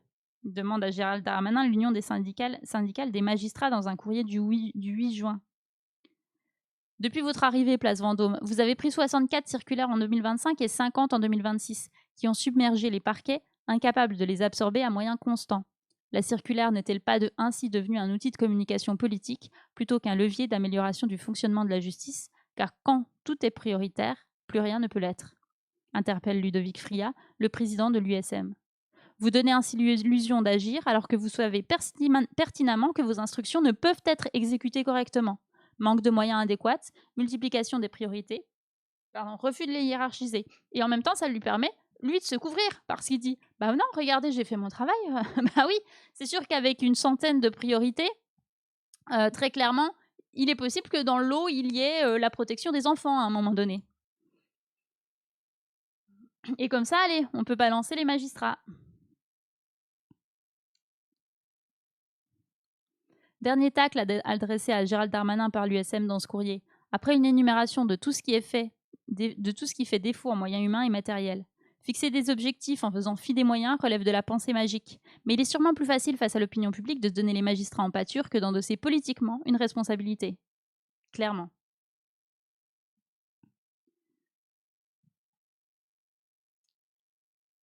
Un poids pour les parquets. Cet inventaire à la Prévert des circulaires ministérielles courrouce également la Conférence nationale des procureurs de la République.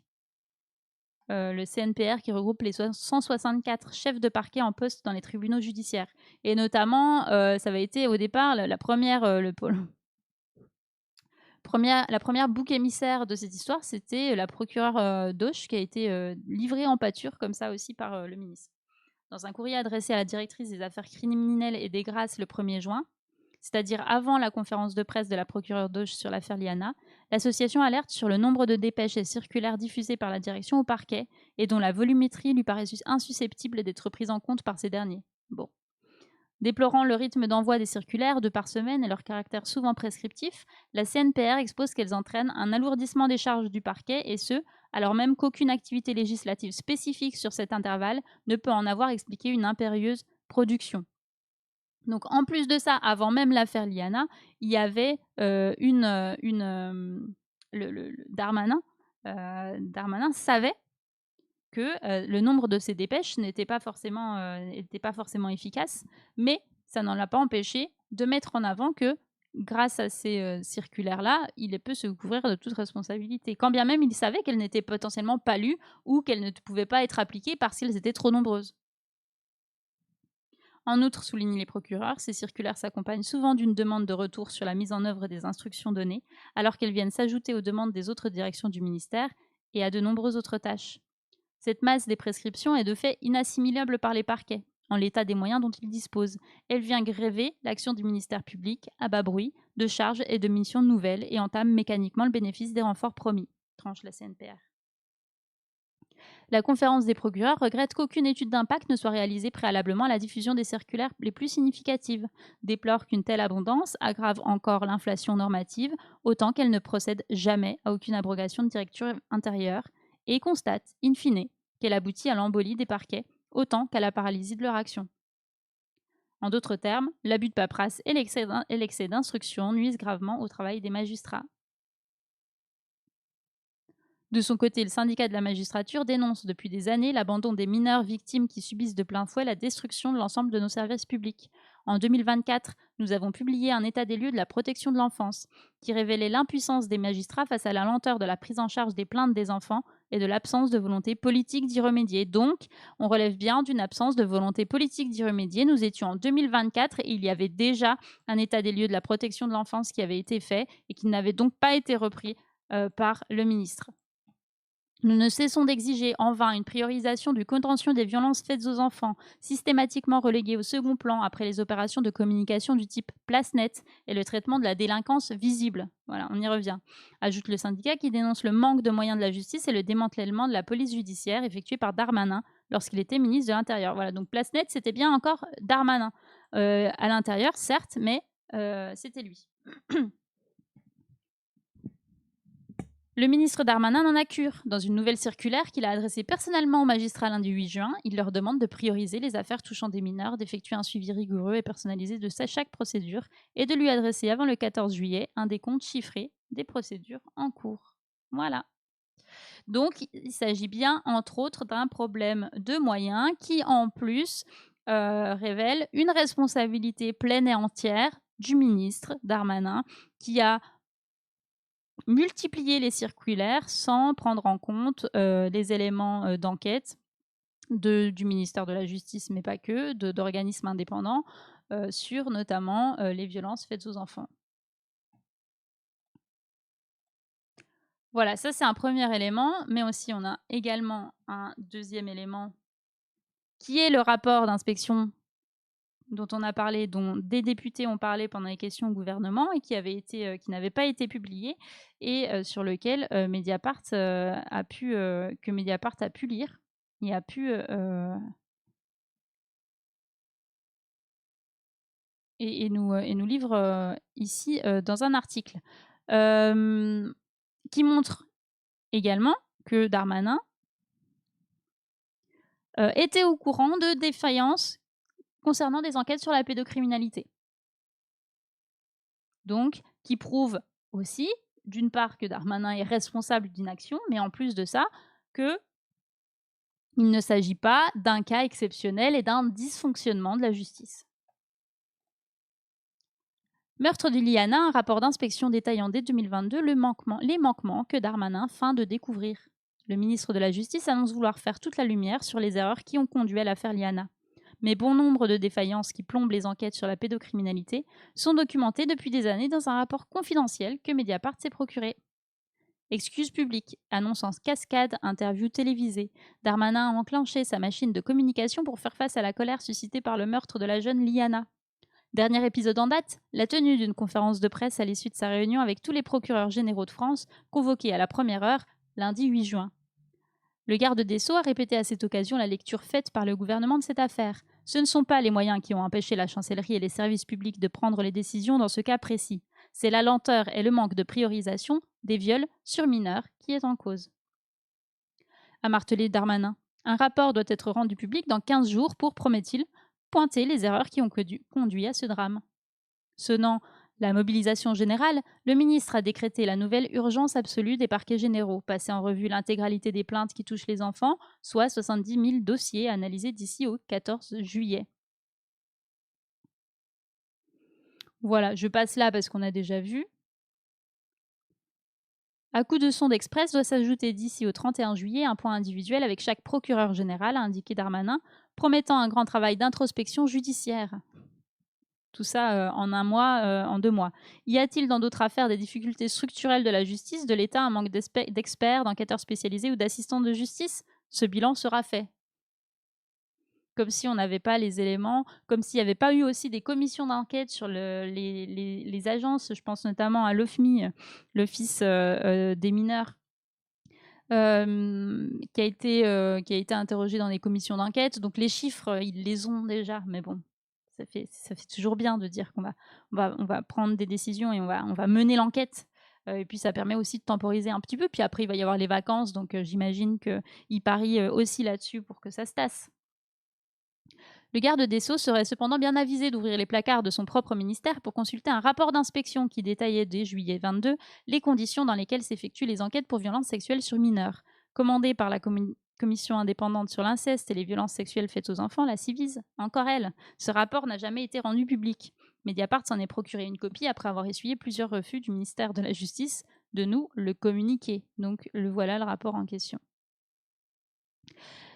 Portant sur l'évaluation des procédures de signalement, enquête, classement et poursuite en matière de violences sexuelles faites aux enfants, cette mission a passé au crible 400 procédures judiciaires de pédocriminalité piochées au sein de 8 tribunaux de tailles différentes. En ressort un constat accablant, à peine atténué par la langue policée des grands commis de l'État. Des enquêtes indigentes. Si la mission ne nie pas la difficulté d'établir la réalité des faits et de les imputer à un responsable au sens du droit pénal, donc la question de la culpabilité de la personne ou pas, elle observe que dans certaines situations, les causes de classement retenues relevaient plus d'enquêtes incomplètes que de l'incapacité à établir des infractions ou d'interpeller les auteurs. Donc, on rappelle, classement sans suite sur les mineurs, c'est 2/3 des affaires, des plaintes. Donc, là, on est en train de nous dire que potentiellement, s'il y a un classement des affaires, et donc potentiellement un non-lieu par exemple, c'est plus du fait du caractère incomplet des enquêtes que de l'incapacité à établir des infractions ou d'interpeller leurs auteurs. Des dossiers menés avec une telle indigence que l'inspection se permet un trait d'ironie. On pourrait ajouter que la cause du classement recherche infructueuse suppose que des recherches aient été préalablement engagées. Ok. Les parquets interrogés dans le cadre de ce rapport signalent une baisse de la qualité des procédures, expliquée par un recours partiel et parfois insuffisant aux techniques d'investigation visant à rechercher des éléments matériels.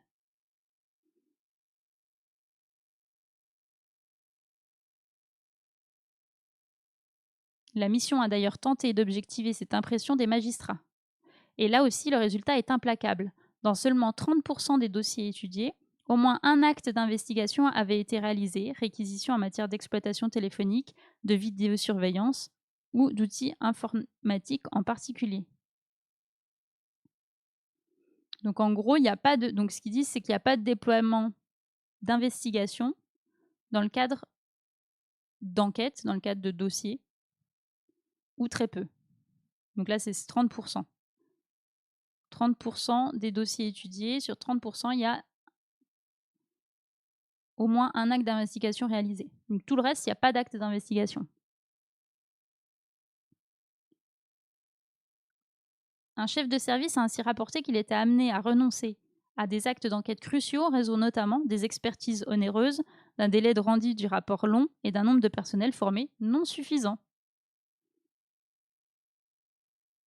Donc, les moyens. Un nombre de personnels formés non suffisant, les moyens aussi. La question de la formation, certes, mais la formation, ça a aussi un coût. Et le délai de rendu du rapport long. Mediapart avait documenté, par exemple... Alors, le délai de rendu de rapport long, est-ce que ça veut dire qu'il y a trop longtemps qui s'est passé entre le moment de la plainte et le moment de l'enquête? Je ne sais pas. Mediapart avait documenté, par exemple, une affaire de viol sur mineur où la justice s'était contentée d'une exploitation sommaire du matériel informatique du suspect. Donc en gros, ils ont ouvert le bureau, quoi. selon les propres termes de l'officier du police judiciaire chargé du dossier. Le brigadier avait même pris la peine de préciser sur procès-verbal que ses compétences limitées ne lui permettaient pas d'étudier plus avant le contenu de l'ensemble des éléments informatiques saisis, mais qu'il se trouvait contraint de procéder ainsi au vu de l'indisponibilité du service technique spécialisé. Oui, et d'ailleurs, ça me fait penser aussi qu'il y a un problème aussi d'agents, sans doute, et notamment de référents. Alors là, je pense plutôt au VHSS, mais je crois que je l'ai déjà dit ça. Mais par exemple, il y a souvent un référent qui existe, mais je ne sais même pas si c'est par commissariat ou par gendarmerie. Et déjà, il n'y en a pas systématiquement. Et il y en a de toute façon pas suffisamment. Donc, cette question-là, ça rejoint la question de la formation des personnes qui sont habilitées, et a fortiori, dans le cas de mineurs, la question des personnes qui sont formées à recevoir la parole des mineurs, et ensuite qui sont aussi formées pour les enquêtes qui sont spécifiques aux agressions sexuelles sur mineurs. Et là, ça renvoie aussi à ça, sur la question, par exemple, de la formation à l'étude de contenu informatique, au fait de pouvoir accéder à des fichiers qui seraient cachés ou qui ne seraient pas forcément faciles à identifier, etc. La mission souligne par ailleurs que les pratiques pour le moins disparates des parquets et des services. La mission souligne par ailleurs les pratiques pour le moins disparates des parquets et des services d'enquête. Il apparaît que les différences significatives observées entre juridictions de même taille et disposant de moyens analogues interrogent, notent les inspecteurs et inspectrices. En matière de violences sexuelles sur mineurs, le taux de classement sans suite peut ainsi varier entre 50 et 84% entre deux tribunaux, pourtant en tout point similaire, révèle la mission.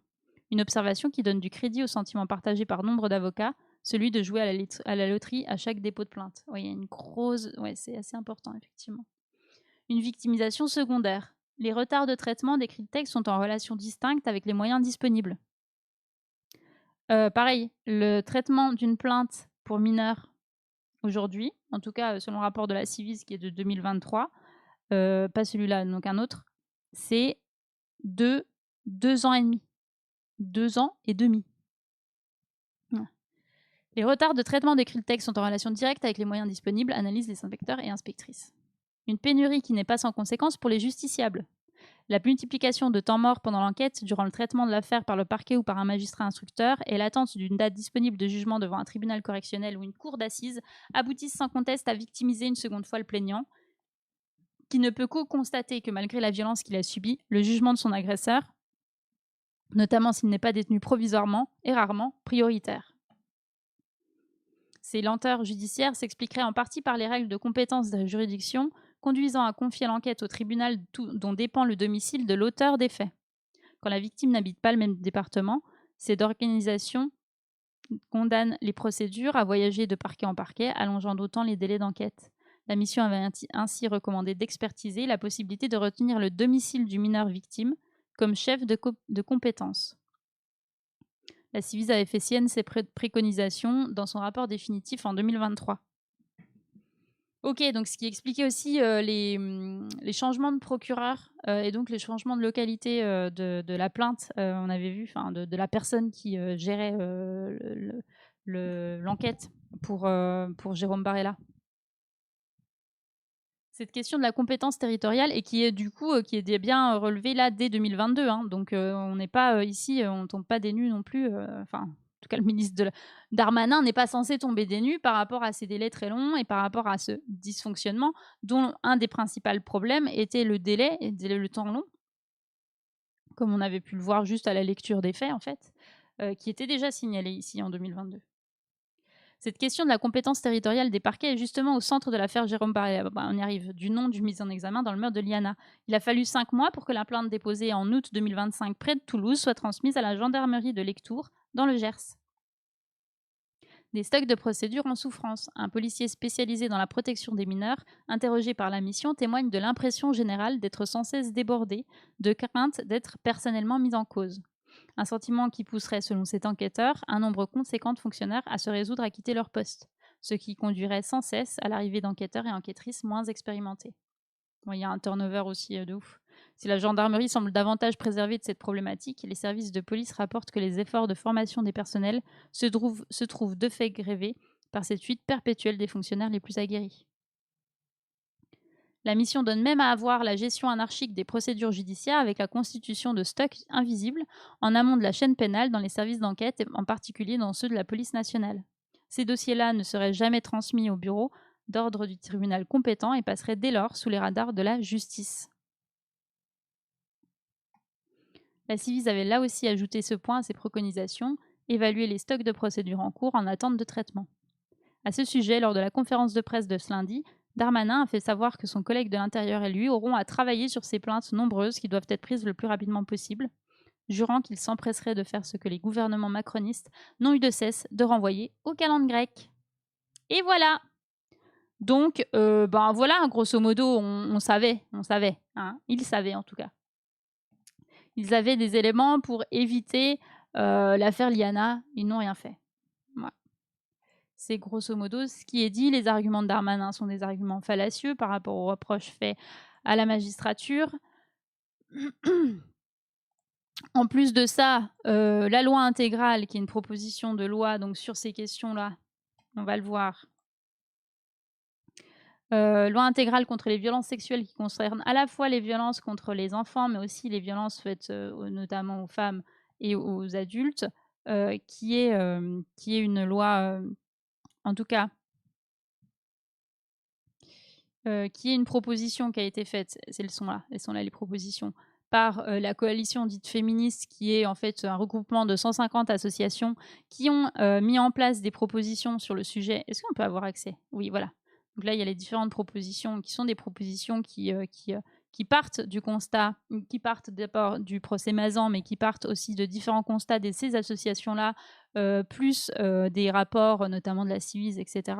Elles ont été faites suite donc au procès Mazan, donc il y a 2 ans maintenant. Donc elles étaient déjà, ça n'arrive pas là il y a 2 ans, il y a 2 semaines. Hein, ça a déjà été mis en avant. Ça a sans doute déjà été transmis au ministère, de façon à ce qu'ils puissent les étudier. Ça a été repris également de façon tout à fait législative. Ça a été transmis à des députés.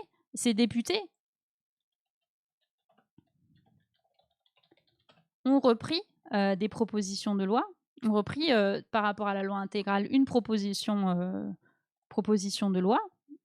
Hop, ça a été porté par une députée socialiste. Voilà, Madame Céline Thiébaut-Martinez, qui d'ailleurs pose une question, on ne l'a pas lu, on ne l'a pas regardé, mais a posé une question lors de la conférence de presse de mardi.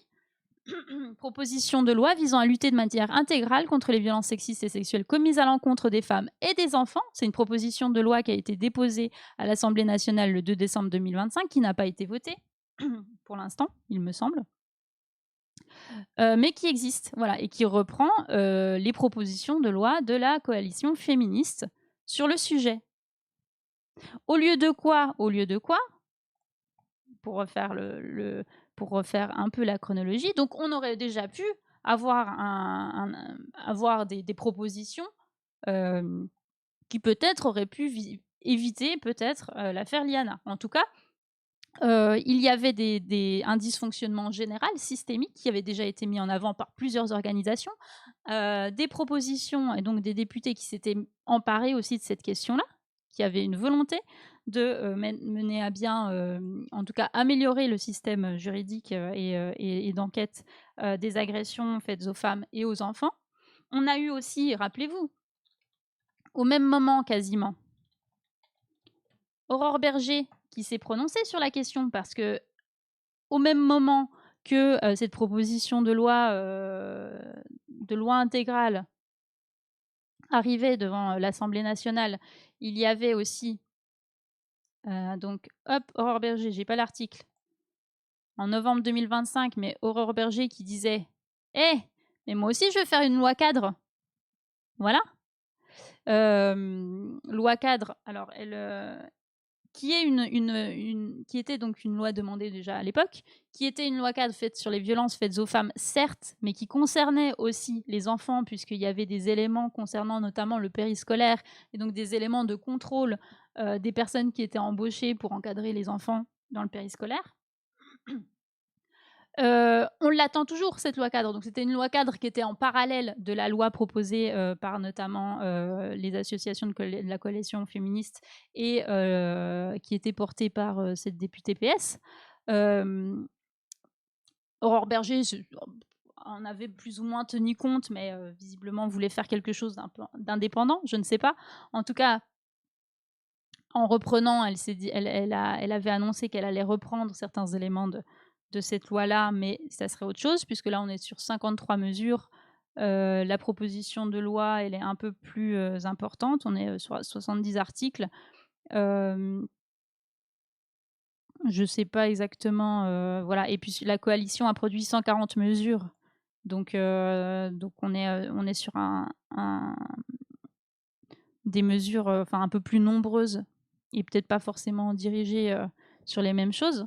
Mais on avait en tout cas Aurore Bergé qui nous avait dit, ben oui, moi, la loi cadre, à ce moment-là, est-ce qu'elle dit qu'elle est passée devant le Conseil des ministres? Je suis en train de regarder où c'est né. Mais on n'avait aucune information sur quand est-ce que ça allait être proposé. Voilà, elle dirait, elle a remis son projet de loi à Emmanuel Macron et Sébastien Lecornu. Voilà.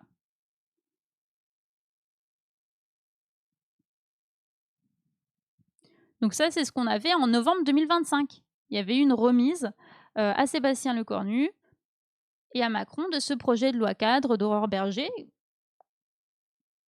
Quid de ce projet qui est parti, visiblement, qui est passé, qui n'existe plus, qui est passé sous silence. Je ne sais pas. Voilà, donc il y avait ça aussi. Alors on peut clairement se dire que de toute façon, ça aurait été insatisfaisant, très certainement. Mais il n'empêche qu'il y avait quand même des choses qui avaient été annoncées qui n'ont jamais vu le jour, a priori.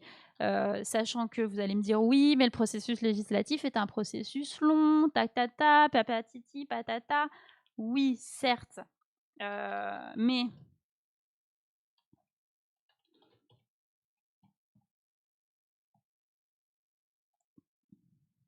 Mais rappelez-vous, la proposition de loi Yadan, vous vous rappelez la proposition de loi Yadan qui finalement a été écartée? Mais le gouvernement, il a dit quoi? Le gouvernement a dit, mais on revient, on va en proposer une, on va faire un projet de loi qui va reprendre un peu les termes, peut-être, mais enfin, en tout cas, qui sera plus global, qui ne sera pas que sur l'antisémitisme, qui sera contre les discriminations, et de façon plus générale.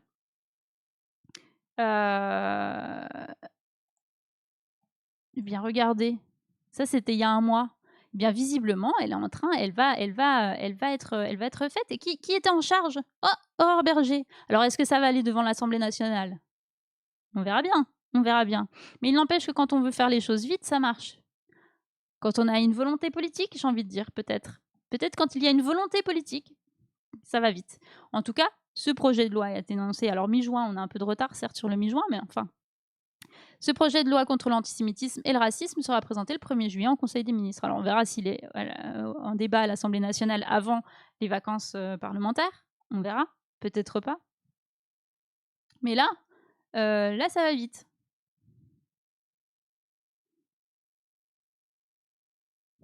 Là, ça va vite. Donc, c'est signe que, quand même, ça aurait pu le faire avec peut-être un peu plus de volonté politique, ce qui n'a pas été le cas.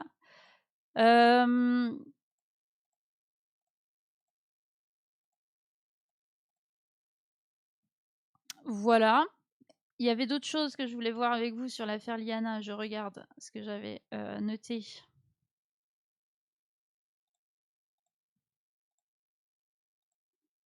Je suis pas revenue en détail sur les propositions, mais on peut regarder quelques propositions de la... Et ils en mettent combien? Ils mettent 10 propositions, donc 10 propositions sur la loi intégrale.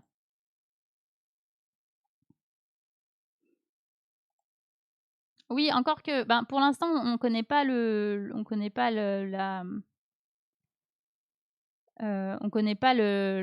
texte de la loi sur l'antisémitisme, mais pas que, encore une fois, sur le racisme de façon plus globale.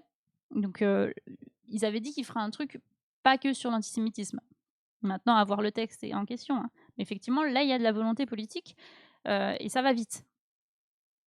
Après, je peux me tromper et la proposition de loi, elle est présentée le projet de loi, est présenté au Conseil des ministres et n'est jamais mis à insérer à l'ordre du jour de de l'Assemblée nationale. C'est aussi une possibilité. Il n'empêche que là, dans ce cas-là, c'est allé très vite. Voilà. La proposition de loi cadre, par exemple, le projet de loi cadre, pardon, d'Aurore Bergé, on en a entendu parler en novembre. Il n'a pas du tout été remis sur le tapis là pour l'IANA.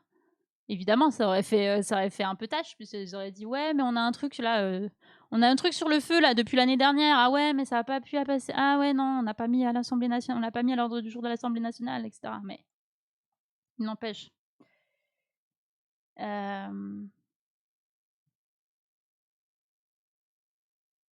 Il y avait des missions spéciales sur BFM avec des politiques qui sont venus en parler de la loi Yadan qui n'est plus la loi Yadan, Lot.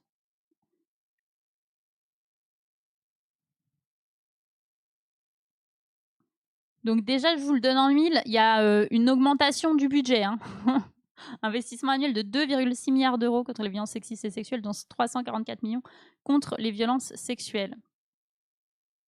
L'État dépense 12,7 millions € par an pour lutter contre les violences sexuelles.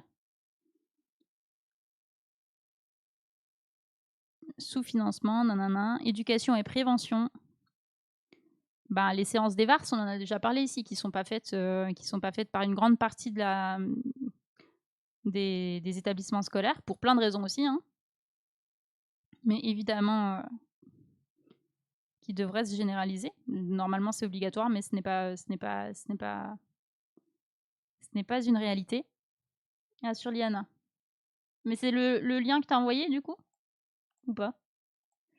Parce qu'au final, je l'ai pas passé, mais il est 13h24, je sais pas si on aura le temps. Lutter contre l'industrie porno-criminelle et pédocriminelle à la culture du viol en ligne. Culture de la protection des enfants. Avec l'instauration d'entretiens individuels annuels pour repérer les situations d'infraction d'inceste, d'agression. Responsabiliser les employeurs sur la prévention des violences et la protection des victimes. Là, on en revient aussi au scandale du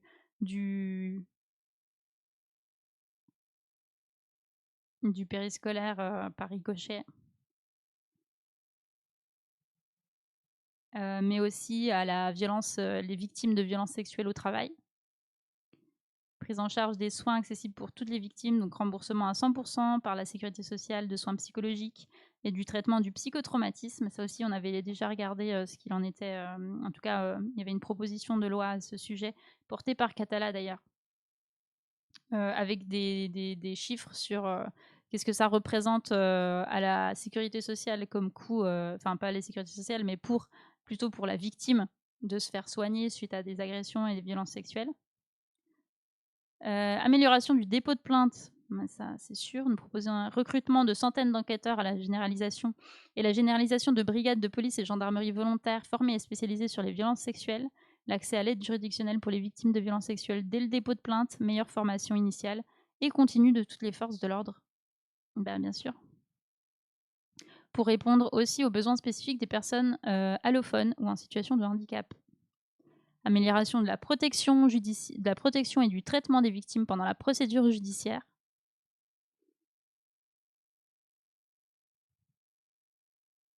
Donc, réduction du délai de la procédure, de l'enquête. Acte d'enquête dans un délai raisonnable, certains actes. Protection des victimes.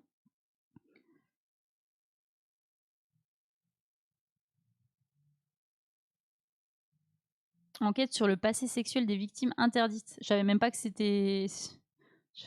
y avait des procédures genre on enquêtait sur le passé sexuel. Oh oui, mais elle aimait beaucoup faire l'amour, donc ça peut un peu porter à confusion. Est-ce qu'elle s'est vraiment fait violer? Non, mais ça va. Ouais.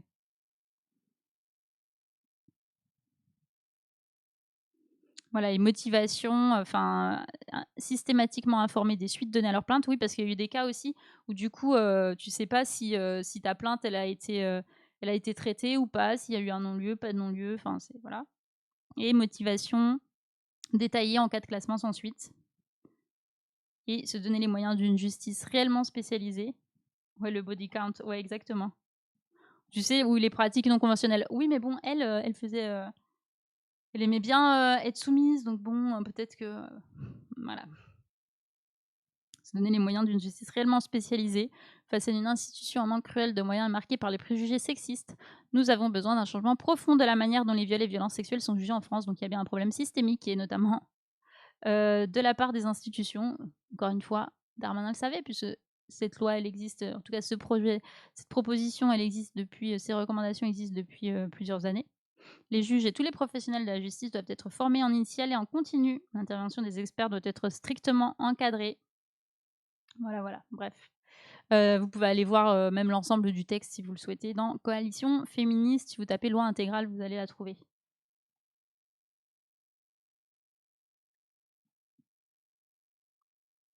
Oui, bien sûr, ouais. C'est ce qu'on appelle aussi la victimisation secondaire, avec la défense qui taille la victime. Mais oui, la présence de Darmanin qui est aussi...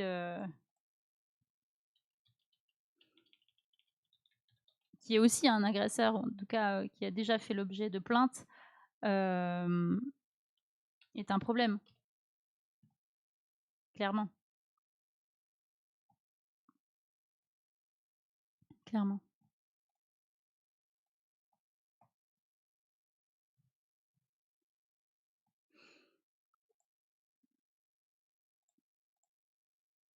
Donc voilà. Qu'est-ce qu'on avait d'autre?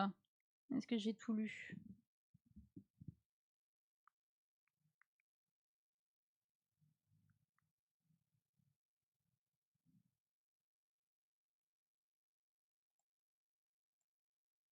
Je regarde. On a Catala qui défonce Darmanin. Alors défonce, je sais pas, mais... Sur l'affaire Liana, on peut regarder ça. Je l'ai pas vu, je crois.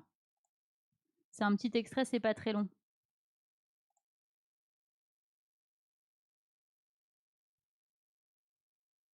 Ah, il a reconnu avoir fait? Mais ils ont quand même classé en non-lieu?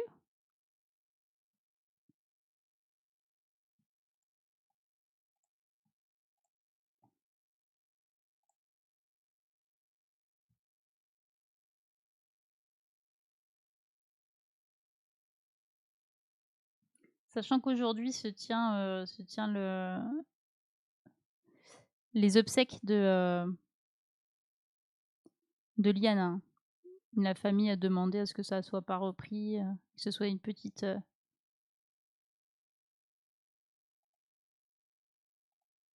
ça soit fait en petit comité, etc. Je sais pas, il me semblait que c'était classé, que ça avait été classé.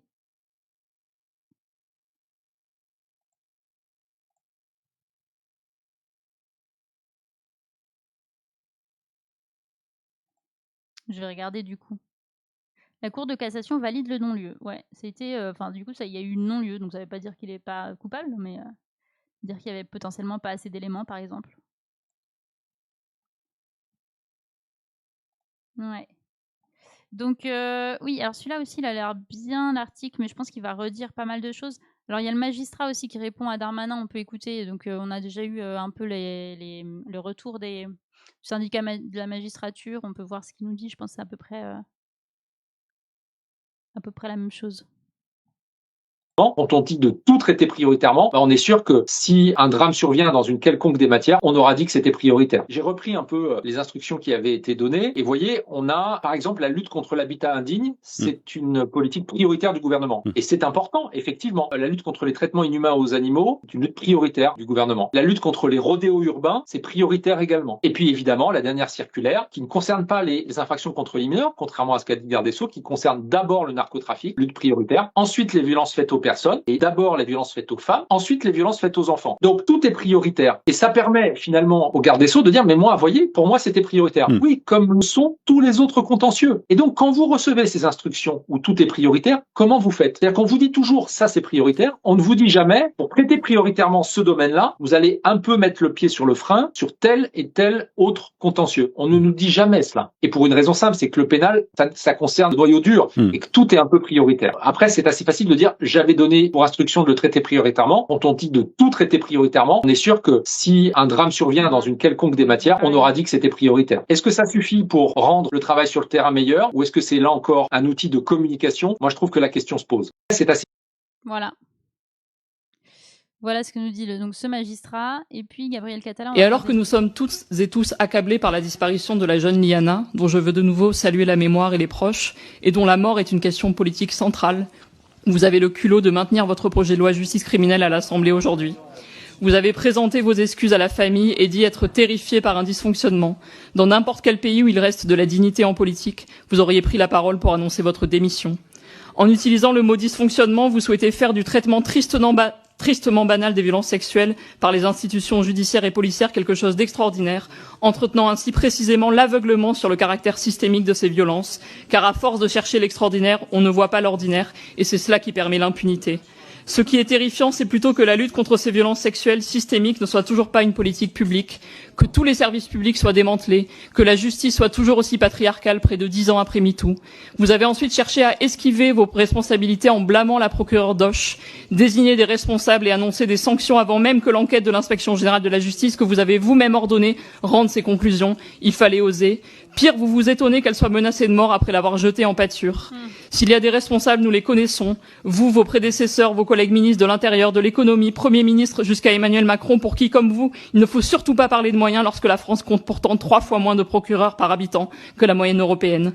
Vous et celles et ceux qui ont déconsidéré les corps des femmes et des enfants et considéré que leurs paroles n'avaient aucune valeur. Et alors que nous sommes toutes et tous accablés par la disparition de la jeune Liana, dont je veux de nouveau... Bon, voilà. Voilà.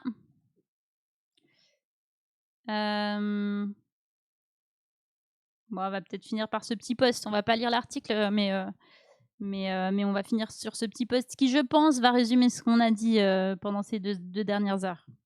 Donc, Darmanin, les yeux grands fermés. La mort de l'enfant engendre une crise politique majeure. Le Cornu tente péniblement d'y répondre quand son ministre de la Justice charge les magistrats. Donc ça, c'était hier. C'est un article qui est paru sur Les Jours hier. La crise politique majeure qui fait suite au grave dysfonctionnement de la justice révélé par la mort de Liana, 11 ans, rejaillit à l'Assemblée nationale. L'opposition dénonce à la fois un manque de moyens et des défaillances structurelles dans les affaires de violences sexuelles. La majorité elle-même se divise. En ligne de mire, le ministre de la Justice, Darmanin, qui exclut de démissionner, rejetant la faute sur les magistrats. Et vu comme Macron, de toute façon, les défend, moi je pense qu'il y a très peu de chances que Darmanin démissionne, malheureusement. Ce mardi, le Cornu a tenté de reprendre la main à l'Assemblée nationale sans éteindre la polémique. Ceci étant dit, ça bouge quand même. Donc ça vaut la peine de continuer de gueuler. Sébastien Lecornu a tenté de reprendre la main à l'Assemblée nationale sans éteindre la polémique. Le Premier ministre a promis de dire la vérité et annonce des évolutions législatives. Lol. Une loi intégrale consacrée aux violences sexuelles à l'initiative de la députée socialiste Céline Thiébaut-Martinez a par ailleurs été déposée en novembre dernier. Voilà, on en a parlé. Bon voilà, c'est tout. Et après, il faut lire la suite. Oh, je croyais qu'ils allaient conclure quand même. Bon. Voilà. Et donc, loi intégrale qui a été déposée en même temps qu'Aurore Berger parlait de faire une loi cadre aussi, inspirée de ces propositions-là, mais pas la même, quand même, faut pas déconner, et sur laquelle on n'a jamais eu de retour aussi. Sans doute pas une priorité.